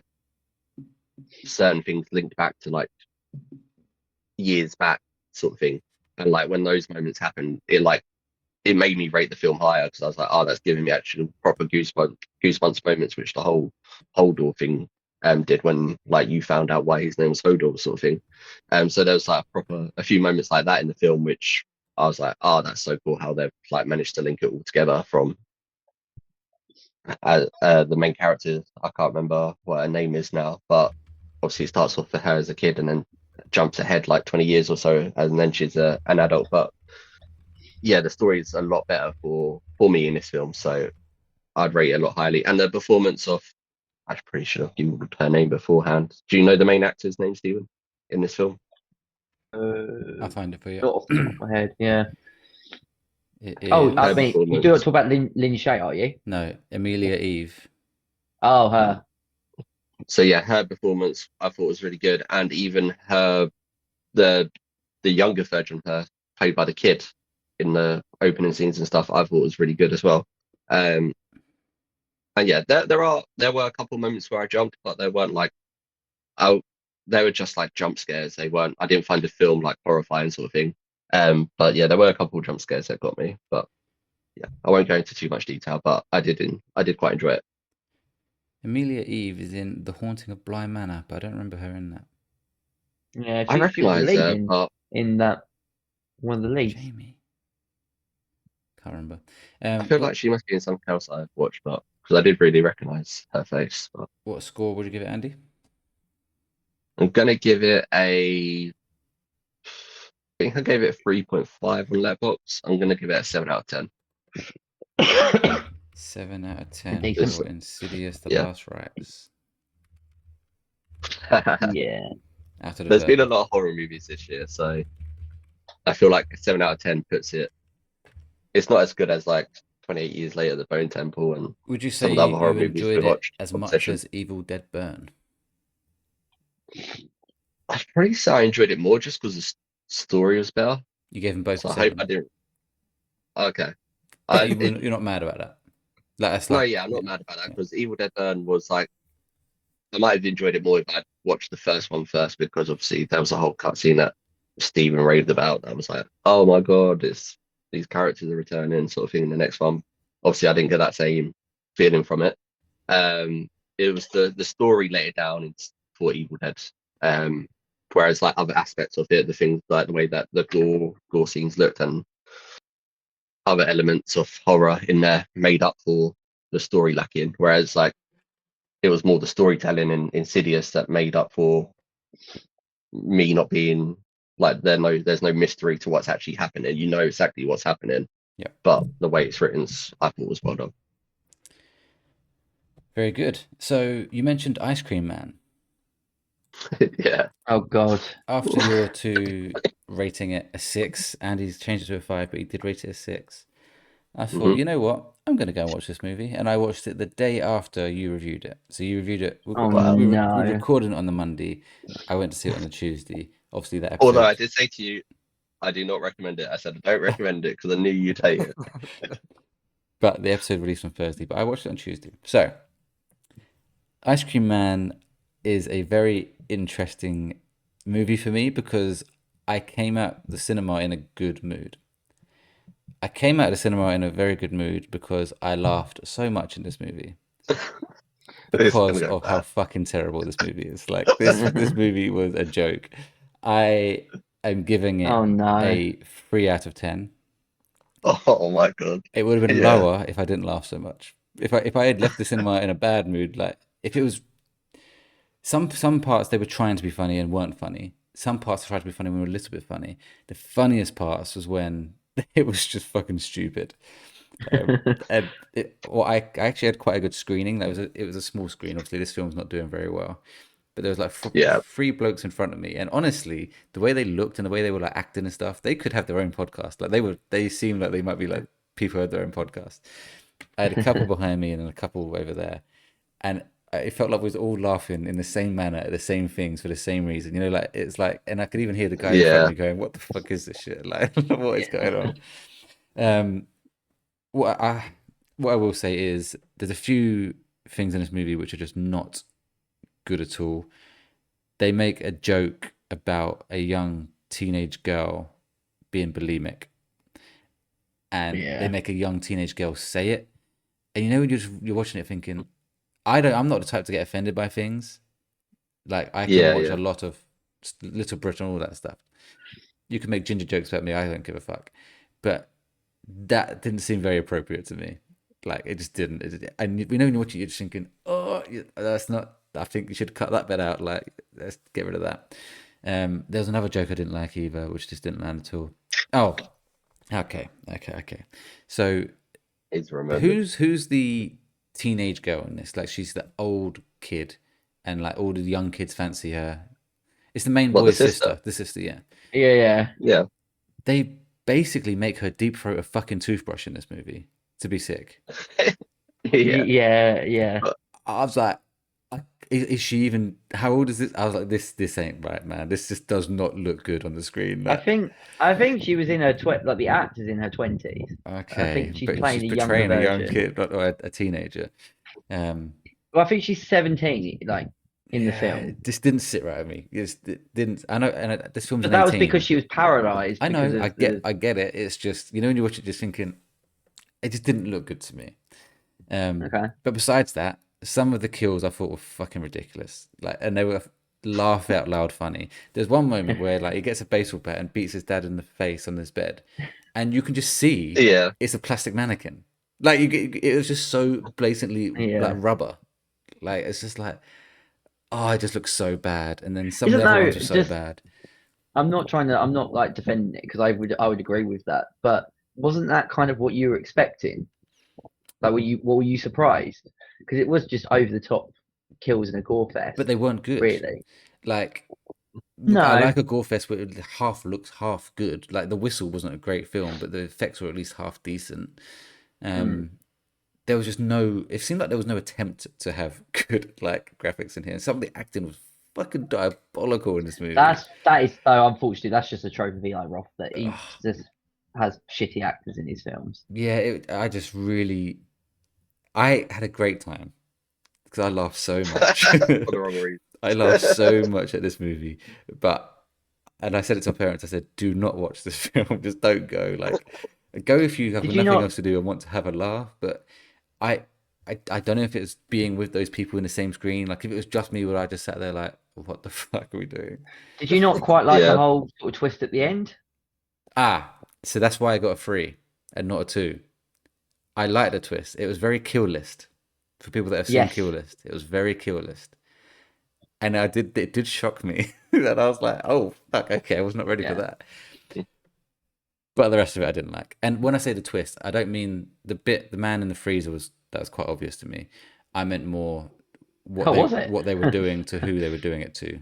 Yeah. You didn't know. I got it as soon as What? they started doing it, and like they was explaining things as they was talking. But when they were No, just I doing knew it, straight away. Oh, see, I Yeah, knew I the freezer guy that- straight No. away, but not that bit. I didn't. And the freezer guy I didn't get either, so I was completely dumbfounded on both. I didn't see the freezer bit. That went straight over my head. But yeah, with the coffin bit when they was doing what they was doing, I knew straight away when as soon as they got to it, I was like, yeah, I know what that is. And then, but I had the similar thing to you. Obviously, me and Steve were in the same screening, but I had a guy next to me who was a stranger, and he like his reactions to some of like the deaths and stuff was making me laugh. And even when it got to that bit, we was just talking about the twist. He was like, when they revealed it, he was like, "Oh my god!" And I was like, "Did you not see that coming?" So No, I didn't either. one of the bits which was hilariously fucking stupid. There's a bit like all this shit's going on, and then this random janitor, I think was a janitor, is on his I know what like you were about to say. what's that? Oh, What's that the little hoverboard thing. no, it's not a I know bike. what you It's mean. like what it is? No, it's a Jack, hoverboard. Jack, you know what it is. Like you like lean on it, like you lean on it and it moves. Segway. Segway. Segways, yeah. He's just on that, and just this. It's almost like they wanted to put this scene somewhere, didn't know where to put it because it's just completely irrelevant to what's going on. He's just going past, Yeah. and he just puts the middle up, going. It's like, have that motherfucker, so like that, and then this kid just comes and chops his head off like nothing, and I was just like, Yeah. what? It was Quick funny. question: did you watch the post-credit scene? No, I got the fuck out of there. I was like, I'm not watching that. So the post-credit scene is that janitor continuing on like just down the road. They just show him. He keeps going. Okay, that's quite funny. But yeah, it just I had a good time, which is weird to say when I'm giving it a 3, but I had a good time Yeah. because we was all laughing and with strangers and just laughing at how bad it was, and I would not recommend it to Yeah. anyone. But it did have a surprise at the end, which was half decent and did up the score. This could have I put this lower than Resident Evil, Silent Hill. Silent Hill. Yeah. Because Silent Hill It's tried not- to it's be a not- movie. This didn't feel It's like not- any it just- attempt. Yeah. I think that's the good thing about this is that you can go in with Yeah. it with low expectations and have a fun time with it, but you know it's not going to be the best film like No, ever. You know it's exactly. going to be you know it's going to be quite shit watching it. But I said to you, I don't recommend it because I know people like if you're going to go and watch this as a serious film, you're going to hate it. But you can go in and just have a laugh about how, like you say, how bad it is.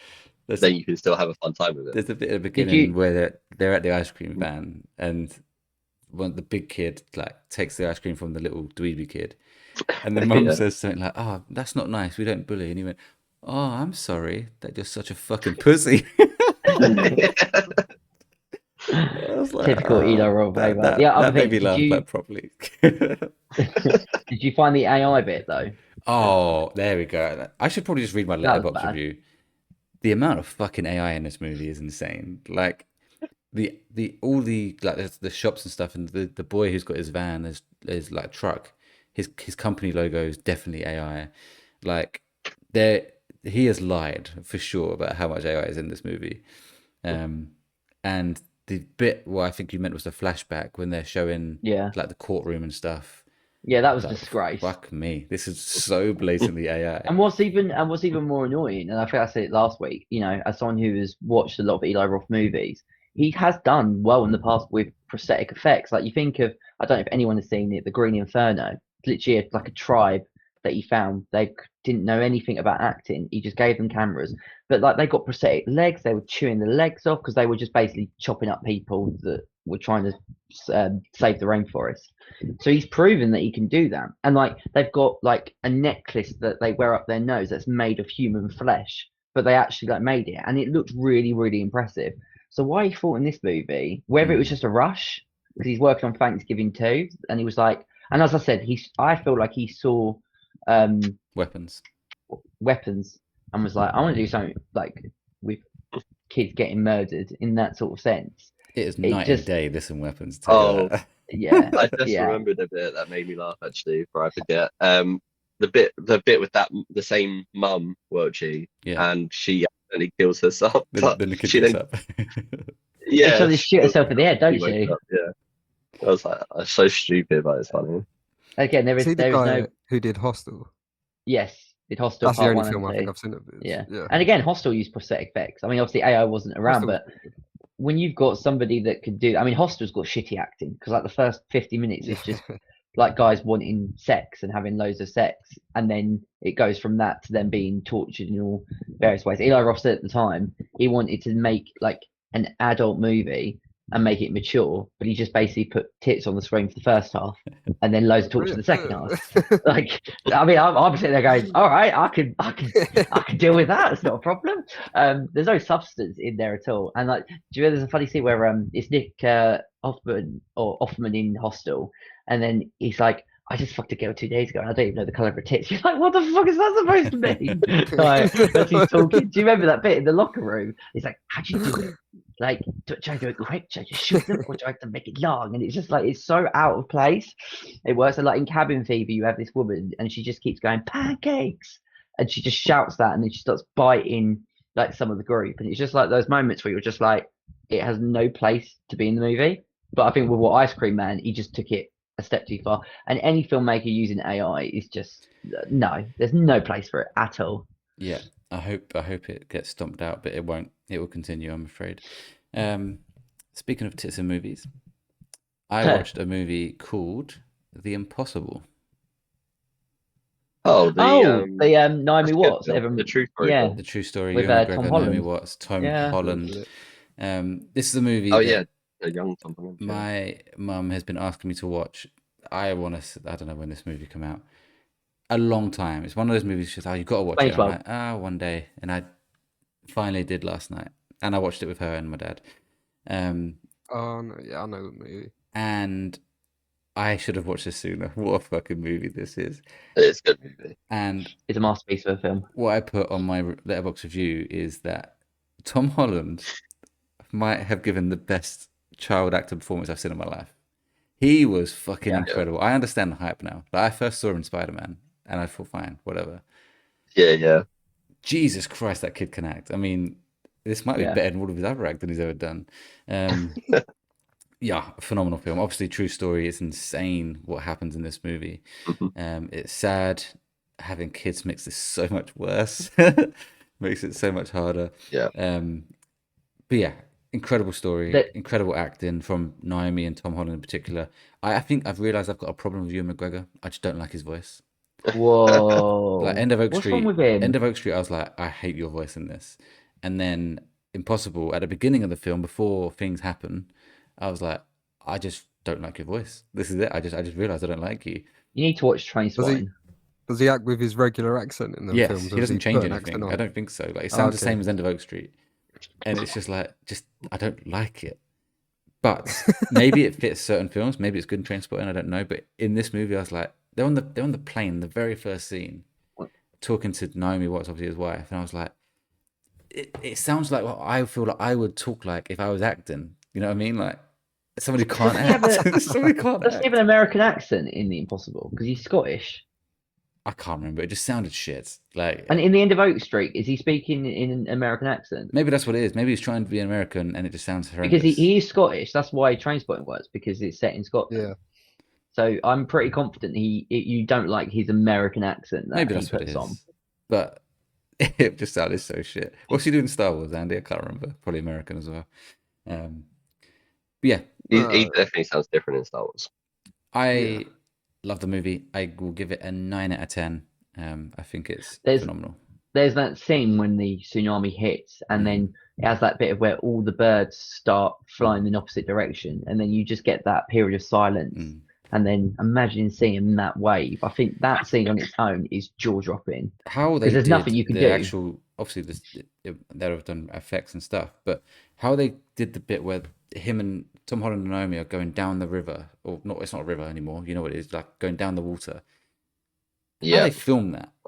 I the whole time I was watching it Have you- thinking, this is fucking insane. It's like that. It's like I'm watching it happen. Like it was so good. Yeah. Have you seen the clip of Chris Nolan and Tom Holland talking about that film? No. And Chris Nolan says to him, he's Yeah, like, "How yeah, did I've you do seen it, like the yeah. underwater bits and like and Tom Holland basically just reveals all the secrets. He's like, so we had these tanks and like this, and he's like talking all through, and it's like, stop giving him ideas. good You're not supposed interview. to reveal this shit. It was- Did you know Naomi Watts is in Spider-Man: Brand New Day? Is she? She's the AI voice in his suit. Oh, really? So she Ah. posted on Instagram something like, "Oh, from being your mum in Impossible to now like being your AI, whatever she says." Yeah. It's like, AI. that's really cool. Nice. The only other thing I've watched this week, I've continued my Marvel watching. I've watched 4. Nice. 4 is the first What, movie. 4 films? No, I watched 4. No. Tor. I said Tor. Tor. It's the first movie I've only watched 3, obviously, of the rewatch that I've increased my rating from my original rating. I think I originally gave it a 2 or Gave it 2. You know. or maybe 2 a out of 10. 3, and I gave it a 3.5. What have I got in it now? Lists. I gave it. Well, I've increased it to a 3, so I must have gave it 2.5. Bloody hell. Definitely better on That rewatch. means you rated that 5 out of 10. Jesus. Yeah, the first time I watched it, I didn't really like it. It's definitely the second best 4 movie, but that doesn't say much about 2 and 4. Ragnarok being the best. But yeah, on a rewatch, this is good. It's funny. It's actually genuinely funny in multiple moments. Loki's obviously fucking amazing. And Chris Hemsworth. Is it Natalie Portman's this one, isn't it? She's the Yeah. the love interest. She's good. Can't remember her name. They're all really good. She's Jane in this. Jane, that's it. Yeah. I really like the assistant. Yes, she's good as well. The woman Funny in the girl. glasses, and then the professor's funny as fuck as well. Yeah, it's a good funny movie, and you got the bit where all of his mates come down from Asgard into, I think they're in New Mexico, aren't they? And they're just walking along, and it looks like they're in like Comic-Con outfits. Obviously, they're proper hero, and everyone's just looking at them in the street like, "What the fuck are these guys doing?" I think like the fighting scenes are probably not the best in this movie, which is probably what lets it down a bit. It could definitely be better, but this could be one of the first movies that goes up in the rankings once I've watched them all. So be interesting. But yeah, good movie. Jack, you've been watching Marvel movies. Yeah, I think I spoke about it last week. I can't remember how many the Avengers I watched last week. You said just Endgame and Infinity War. Oh no, yeah. So I feel like I did do Age of Ultron last week as well. I don't know why. I can't remember if I put my rating up or not. But yeah, Age of Ultron. I done the first Avengers as well, Did you watch them and then backwards? yeah, I did. I just As in Endgame, Infinity War, Ultron. no. I watched Infinity I War, was gonna Endgame, say and then Age of Ultron. I didn't do it all backwards, but 3, 4, 2, 1. I wasn't really planning on doing all 4 of them. I just wanted to do Infinity War and Endgame, and I thought, but I'll do the other 2. But yeah, done the other 2. I think they're all definitely a 4 and above. Age of Ultron's underrated. Age of Ultron could be my second favorite. Oh, okay, that's overrated. That's insane. That's insane. No, I think Infinity War is better than Endgame, I'm the opposite, but I get it. but they're both very close. And I might prefer Age of Ultron over the first one. That's crazy talk. But it's not by it's not like the first one's a 3 and then Age of Ultron's like a 5. But they're all between 4 and a 4.5. I don't know if I give any of them 5s on Letterboxd. Really? I don't think I did anyway. I mean, I give Infinity War and Endgame both 5 out of 5, 10 out of 10. But yeah, I don't know. That is I still crazy. struggle. would you give any? Would you give any Marvel movie a 10 out of 10? MCU Probably not. movie? No. Probably not. You're a I think harsh some will critic. come close with like a 9 or a 9.5, but I don't think any of them are 10s. Guardians Galaxy 1? Mm. If Guardians he's not Galaxy is given very close. the Avengers, Civil War? Civil War, that's the thing. Civil War is such a fucking banging movie. Is it better than any of the Avengers?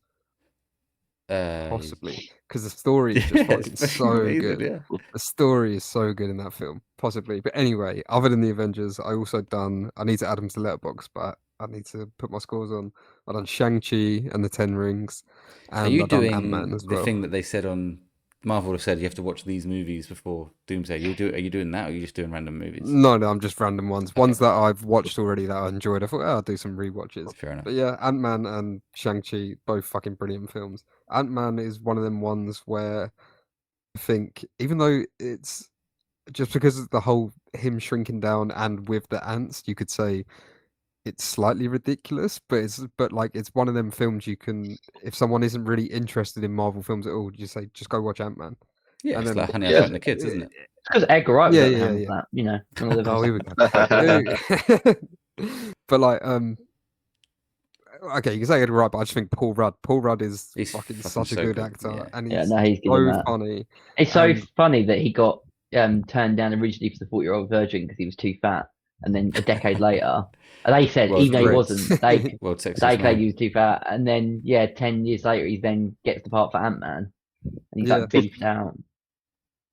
But yeah, it's Ant-Man is just one of them films where if someone isn't really interested in watching Marvel, it's one of them ones where there's probably like 5 or 6 you can suggest, especially like Guardians of the Galaxy as well. Yeah. You could say like, watch this Yeah. film, tell me how you think about it. And yeah, I love that film. The comedy is so good between like the little group who are like the heist group. Yeah. I can't think of his wingman, the actor's name. He's in Eastbound and Down as well. The guy's like, but I got the van. The Mexican guy. Yeah. Isn't I T.I. can't think of the part of actor's the group as name. well? T.I.'s in it. Yeah, and then the other guy's in Suicide Squad. He's in Oppenheimer as well. I can't remember. He's got an accent in the film, and This is the one where he fights Sam Wilson. yeah, because he turns up Falcon. to the Avengers Yeah, base because yeah. yeah. But yeah, that film's just great. It's such a good introduction to the character, Mhm. and then you see him again. Yeah, then he's in Civil War after that, isn't he? That's his next appearance. Yes, because I think Ant-Man It may have and the come out Wasp same is year. after. Yeah, but yeah, great introduction to the character. Paul Rudd kills it. They all kill it. Fucking, what's the name of the guy who plays Hank Pym? Oh, he's a very famous guy. He's very famous. He was one of the answers on Actora recently, I think. But the problem with Ant-Man for me is the villain, and the fight at the end isn't great. It's not great. And then what they've done to him in Quantum Mania isn't great either. They turned him into Modi. Quantum Mania is one of the reasons I'm doing this rewatch, because I gave that 4 stars, and the more I think about the film, I think, I've gone way too high. Michael Douglas, that's his Michael name. Who Douglas. plays Hank Pym.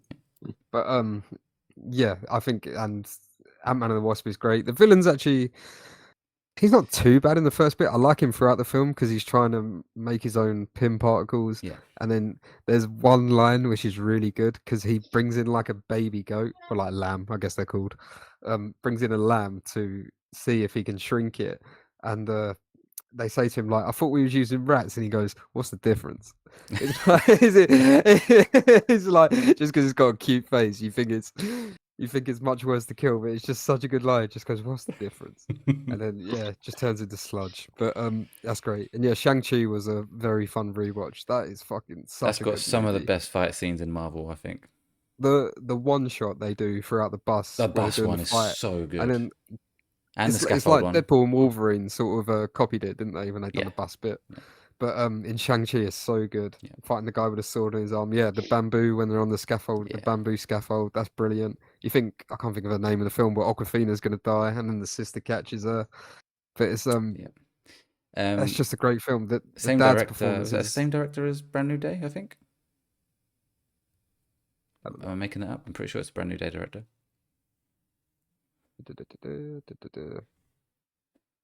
Destin Cretton. Yeah. I guess so. I'm sure it's the same director. Yeah, it is. Yeah, it Yeah, is. there we go. Yeah, that film's just fucking amazing. The dad does such a good role of being like just terrifying Yeah. as a person. I think the cinematography in it is great, and like I can't think of the name of the world they go to. It's like the hidden place they go to when Yeah. he goes and sees his auntie Yeah. is unreal, and getting a callback to the guy in Iron Man 3. Yes. I can't think of the actor's name. The fake villain, the villain who's the villain, but then he's not the villain. Yeah, well they call him he's the Mandarin in the film, but I can't think of the actor's name. Yeah. Ben Kingsley. Ben Kingsley, yeah. Ben Kingsley, he's so good in that film because like it made a character which people were very much pissed off with because the way it happened. Mhm. Just he played such a good comedic relief in that film, even though there's a lot of good comedic actors in it, but really good comedic relief, and just he's so funny in it because he's got that little like pet with him with no eyes, and he's just so chilled out. They're like getting chased in the forest. He's like, turn left, turn right. Yeah. Oh, you can stop now. And he's just, and then like he's pretending to be dead during the big battle, and then the little pet comes over. It's just, it's so well done, and yeah, excited to see where that character goes. 'Cause I think there is a number 2 of They did Shang-Chi announce that, but whenever we get that, who knows? It's definitely whenever we get it's that. not next year. It's crazy that And it's Doomsday's the next time we see Shang-Chi. It's been ages. yeah, because I think what was that 21 maybe? Yeah, I think you're right. Yeah. So yeah, it's been ages since he's been in it, but yeah, another great film. Good debut for the character Mm. and really good setup for him as well. And yeah, just loved the cinematography, the acting in it. It had just the right amount of serious and comedy, and just yeah, excited to see where that character goes. And also excited to carry on with my Marvel rewatches. It's another. We spoke about it last week, but it's another post-credit scene which went nowhere. Oh yeah, but it is funny. Well, I know what you mean because they're looking at the bands and then like What's her name? Brie Larson just Captain walks Marvel, off. Yeah. Captain Marvel, yeah, she fucks off, and then Banner's just like, well, I don't really know what it is. He's like, Then he's like, she "Is says it- like, is "Call it me," doesn't she? vibranium?" Then- And he hasn't got. I haven't got a yeah, number. yeah, I haven't got them. And she goes like, she does that a lot, but it's just pretty. He's like, right, you two should probably get back, and then they go like, unless, and then it just cuts to them two and Wong doing karaoke. Yeah. Just doing a Hotel California, but yeah, that is such a good film, and I think I enjoyed it more on the rewatch than I did on my first watch. Okay. Which is just one of them ones that I very much enjoyed again. I don't know what film I'm going to do next. Any suggestions? Civil War. Yeah, I could do Civil War. I could do Civil War because I've just done all the Avengers, so it sort of makes sense because it basically It's an is an Avengers movie, just with Captain America's name on it. And the first appearance of Spider-Man in that film, which is always fun to watch. Yeah. But yeah, happy with the rewatch. I'm gonna try get as many in as I can before December. I don't think I'll get all of them in, but I'll try get a lot of the bigger ones in. That's what she said. Hey. Stephen, you haven't been watching much because you've been unwell this week, but you two, Andy Yeah. and Stephen, have both been to for Love and Love Fantasy. Fantasy. The only thing that I have, I started Alley Cats on Netflix, which I've only seen the first episode, but I quite enjoyed that. And I saw the second episode of Ted Lasso. You know, I said I was worried about, do we need a new season? Episode 1 was all right. I am pleased to confirm that episode 2, what happens by the end of that, without giving any spoilers, well, I was like, okay, yeah, they still got it. Okay, So good. I'm pleased. There's a real nice message between Ted and somebody else that when he starts managing the women's team. So that's Okay. all fine. But yeah, Adi, I don't know if you want to kick things off. Yeah. So obviously, well, I went both days, but this Saturday and Sunday, Club Fantasy was on, and we met a couple of guests. So obviously, I mentioned at the start of the podcast that I got a couple of pups signed. I was going to show off a couple of pups, but this is my baby pup from Baby Travis. Obviously, it says Turn D, signed by Edgar Wright. So that's Sick. pretty cool. Yeah. And then my other one from Simon Pegg, obviously Sean from Shaun the Dead. Again, managed to get my name on it. For they Did was saying, you tell them about the podcast? obviously I spoke to when Edgar Wright was a little bit less rushed. So obviously when I spoke to him, I did ask him who his favorite director of all time, and he probably thought I was crazy because I was obviously nervous when I go up to these things, and he said Alfred Hitchcock, and I sort of said like really to him, but the way in the tone in which I said it was like really is like that's the way it came across. Slaps you. But I didn't mean it to come across that way. I was like, oh, I meant for it to be like, oh, really, like sort of thing. Yeah, the way in which I said that was like he's really thinking, what the fuck are you talking about? But it was so I sort of got embarrassed about that myself after walking away. But yeah, I did ask him a question, and he did know. Yeah, he knew about the pod. I said we're doing an episode on directors. Asked him the question. That's what he said. Yeah. So yeah, funny interactions. Those are the 2 pops I got signed. But I think the best interaction that we had was with Jason Isaac. So managed to meet on both days because one of our other friends was getting a selfie. And yeah, he basically told us to all jump in the photo on the second picture. He was like really nice and interactive. He plays Lucius Malfoy in the Harry Potter films. I Everyone just that's Googled Googling quickly. See, and even I was in this photo, That's cool. and I was like, this is great because I mean I don't care anything about Harry Potter, but he was in Sex Education season 4, so I knew him from that. And then we He'd, met like, him again shake his today. hand like, I hate Harry Potter. I wanted to say, if one day I ever get the balls, I'll be like, Harry Potter's so fucking overrated, don't you think? But obviously, I wasn't gonna say that to him. There's a few people that got annoyed with Stephen being in the photo just because of how much he hates Harry Potter. But which makes it even greater for me being in the photo, just because it rolled up like so many people. I was like, this is great. He actually met Jason. He plays someone in Baldur's Gate 3, Jack. Yeah, they had pictures of his character on there. Who does he play? Lord I don't know. Enver Gortash. That could be anyone to me. He's also in Marvel. He's in Marvel What If, the animated show. Oh, okay. I was going to say, because I don't remember seeing any. Like someone, I think he plays Captain Hook in something because Peter Pan, one of the Pan films. I saw that on his list, yeah. Because there's pictures of those on his table, and someone was getting one of those signed and was like, how can you get anything other than Harry Potter signed by him, especially Captain Hook? He's in a lot of good stuff. If there was a Sex Education pop figure, I would have got that signed by him, just because no one else would have done that. He's in Fury. Obviously, he's in The White Lotus. He's in Black Hawk. Yeah, Down. I was going to say more. The White Lotus Armageddon? is a great TV show.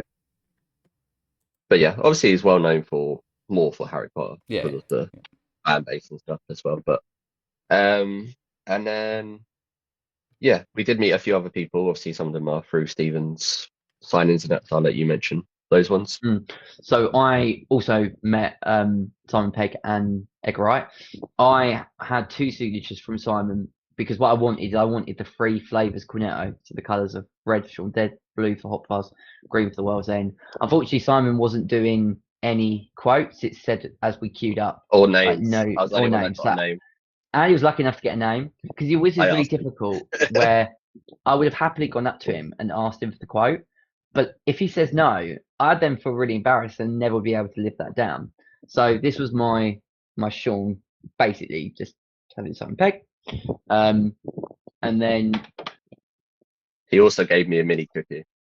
Just saying. I didn't get any food. So that was the Hot Fuzz one from that lovely Funko Fusion game. The best one, because Edgar Wright did do a name and a quote. So this is my Edgar Wright one that he did for me. So you go to Bagley from Edgar Wright, and then you put Cornetto Trilogy at the bottom. So having them all together is, it just looks so good. And it was funny though, because I went up to Edgar Wright, and the first thing I said is like, "Hi Edgar, you know, you're my all-time favorite directors." I said, "But can you use a green pen?" I was very specific. And then I said, "Can you include Free Flow's Cornetto Trilogy?" So he's signing, and I'm like, barreled away going, "I love you," and like, "Baby Driver" lost. So, but he was getting quite flustered. Like, I love you. like I loved all his films, and sort of he was getting to the point where he either was like, "I'm not sure I'm going to fit all of this on," so he was getting quite flustered. So I originally thought, is he just, I thought, is he ignoring me? Like, this is what? But he was obviously concentrating on making sure that he didn't mess up the pop. I then also said, because he worked with Tarantino on the Grindhouse thing where they did these fake trailers. That's how Thanksgiving came alive, and he did one called Don't, and it's like, if you think of opening the door, don't. And like I said, like, what I find so funny about that is that it was like a British horror movie that American Corporation had bought over, and they just put a ridiculous voiceover on saying all of these different things without ever explaining the plot of the film. And he was like, "Yeah, that's what made it laugh so much." And then that was kind of it. With Simon Pegg, I told him that I recreated the walk down Nelson Road for Shaun Dead. He said, "Did you trip up on the curb?" I said, "Yeah, I didn't do it very well, but I did do it." And he was like, "Oh, respect the attempt." But you always, there's so much that you want to say, but it always is a difficult one. Did you Like, say that he's so good at Mission Impossible? Joe, I didn't actually. I was so He's so focused good on in those Shaun the Dead and movies. Hot Fuzz. I think I said I love him in everything. And the other thing that I actually mentioned Run, to Fat Boy, Simon, Run. is I said one of like your greatest cameos is in a TV show called Brass Eye with Chris Morris. I knew he'd be all right with it because Chris Morris is like one of his like comedy heroes, but because they basically use how the media portrayed like paedophilia, but it's so offensive and it's so controversial. I think it was like the most complained about show of all time. And Simon Pegg actually plays like a paedophile in it, and they make a joke out of it. So I basically just said to him, I was like, that is a really bizarre cameo, because obviously I came to Brass Eye much later down the line, and he was like, he kind of just laughed it off, because also what you say, you're acting. I didn't know if is he embarrassed by that? Did he not want to do that? But I had already Googled prior to that he has said on record how much he loves Chris Morris. Chris Morris is a comedy legend, so that was all fine. We also spoke to Lucy Davis, who was in The Office. She played Dawn, and she also played Diane in Shaun of the Dead. UK Tragically, I know who you mean. yeah, UK Office, not the American one, the better one. But yeah, I know you're nodding your head at that. Tragically, on her Instagram about a week ago, she revealed to everybody that she's got stage 4 breast cancer that is incurable. She doesn't know how long she's got left. She doesn't want people to treat her differently. She wants to carry on acting, and it was like a really uplifting post.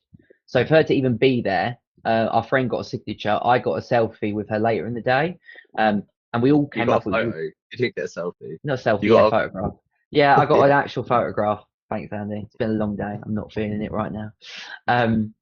But when we met her early in the day, and then when I had the photograph of her later, I could tell that she was struggling. And then they did like a Shaun of the Dead panel at the very end of the day. It was really sweet that Simon and Edgar, as they went off stage, were kind of holding on to her and helping her. And it was just really sad, because it's like that's probably the last time it is going to be the last time that They will get together. we see her, really.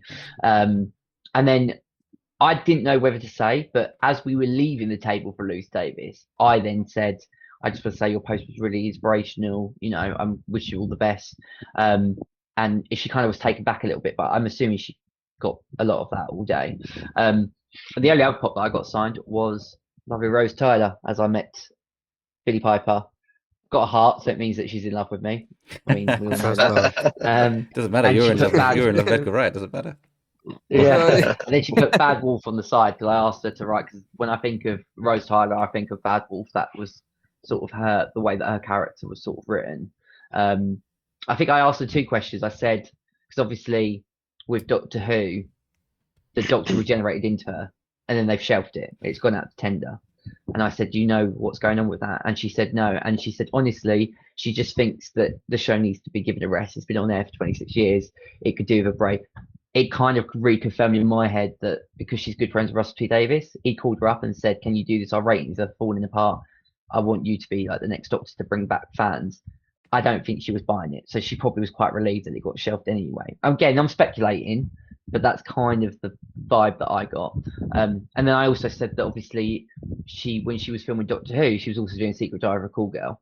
And I said, did you find that weird? Because obviously you're going from a very adult drama to then a family show. Like, how did you find sort of switching off? And she just said it was a very, correct me if I'm wrong, I think she said something along the lines of that she just found it a very busy time jumping from one place to another because she was working on Secret Diary during the day and then having to film some stuff for Doctor Who in the evening. Because I always find that weird, like as an actor, that you've got to jump from two different worlds. I mean, they are very, very. I think she even jokes, she's like, yeah, they're two very, very different characters, aren't they? Because I was also worried because it's about prostitution. I didn't want to come across like a massive perv.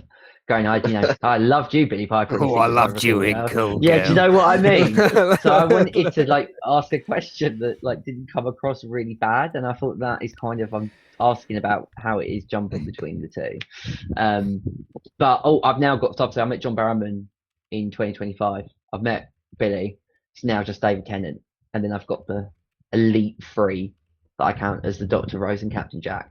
But I know David Tennant's going to be the really pricey one and be relentlessly tough because every time he's come around, it's been like a £300 job to try and get an autograph from him. But one day we're getting a step closer to that. I thought Simon though was really like cool to speak to. And Edgar, there was only one question I wish I spoke to about how he manipulates sound, but you always have such a limited period that I was like, I don't want to then like piss around with it. I'm upset. I wanted to meet Dogpaw was there. Our friend got to meet Dogpaw, the actual dog from Deadpool and Wolverine. Okay. He looked at me and said, "Who the hell is Dogpaw?" What the fuck is this? Yeah, so it's funny because you can get an autograph as a paw. Because I was like, how the fuck is that going to work? He's not going to have like get a pen and be able to sign shit. Or you, yeah, it's a girl dog. Her name's Peggy. Peggy. Or where was I going with that? Oh yeah, or get a picture. I really wanted to be in the picture, but my mate pushed in line and got there ahead of me. So I was like, fuck you. But yeah, that was also cool to see. Cool. Well, glad you both had a good time. That is going to do it for tonight's episode of the Late Night Movie Podcast. Let us know what you thought of our movie director list, or tier list, I should say. Drop your thoughts in the comments or tag us on socials at the Late Night Pod. We'd love to hear from you. You can also join our Discord using the link in the description so you can get your thoughts in before the episodes and participate in our polls and everything else we do on there. If you enjoyed the episode, please make sure to follow and subscribe wherever you are listening. And if you're watching on YouTube, hit the like button, subscribe, and ring the bell so you don't miss the next episode. Speaking of which, next week we are reviewing Ridley Scott's latest movie, The Dog Stars, so you will not want to miss that one. Until then, thanks for hanging out with us tonight. I have been your host, Welchy, and joined by my co-hosts, Andy. Yeah, thank you as always, guys. It's been a good episode and looking forward to the next film. Stephen. Yeah, been a pleasure as always. Look forward to the next one. And Jack. Thank you again, everyone. Yeah, this was a fun episode, especially the start. And yeah, looking forward to the next one. Thank you all for listening, and we'll see you next time.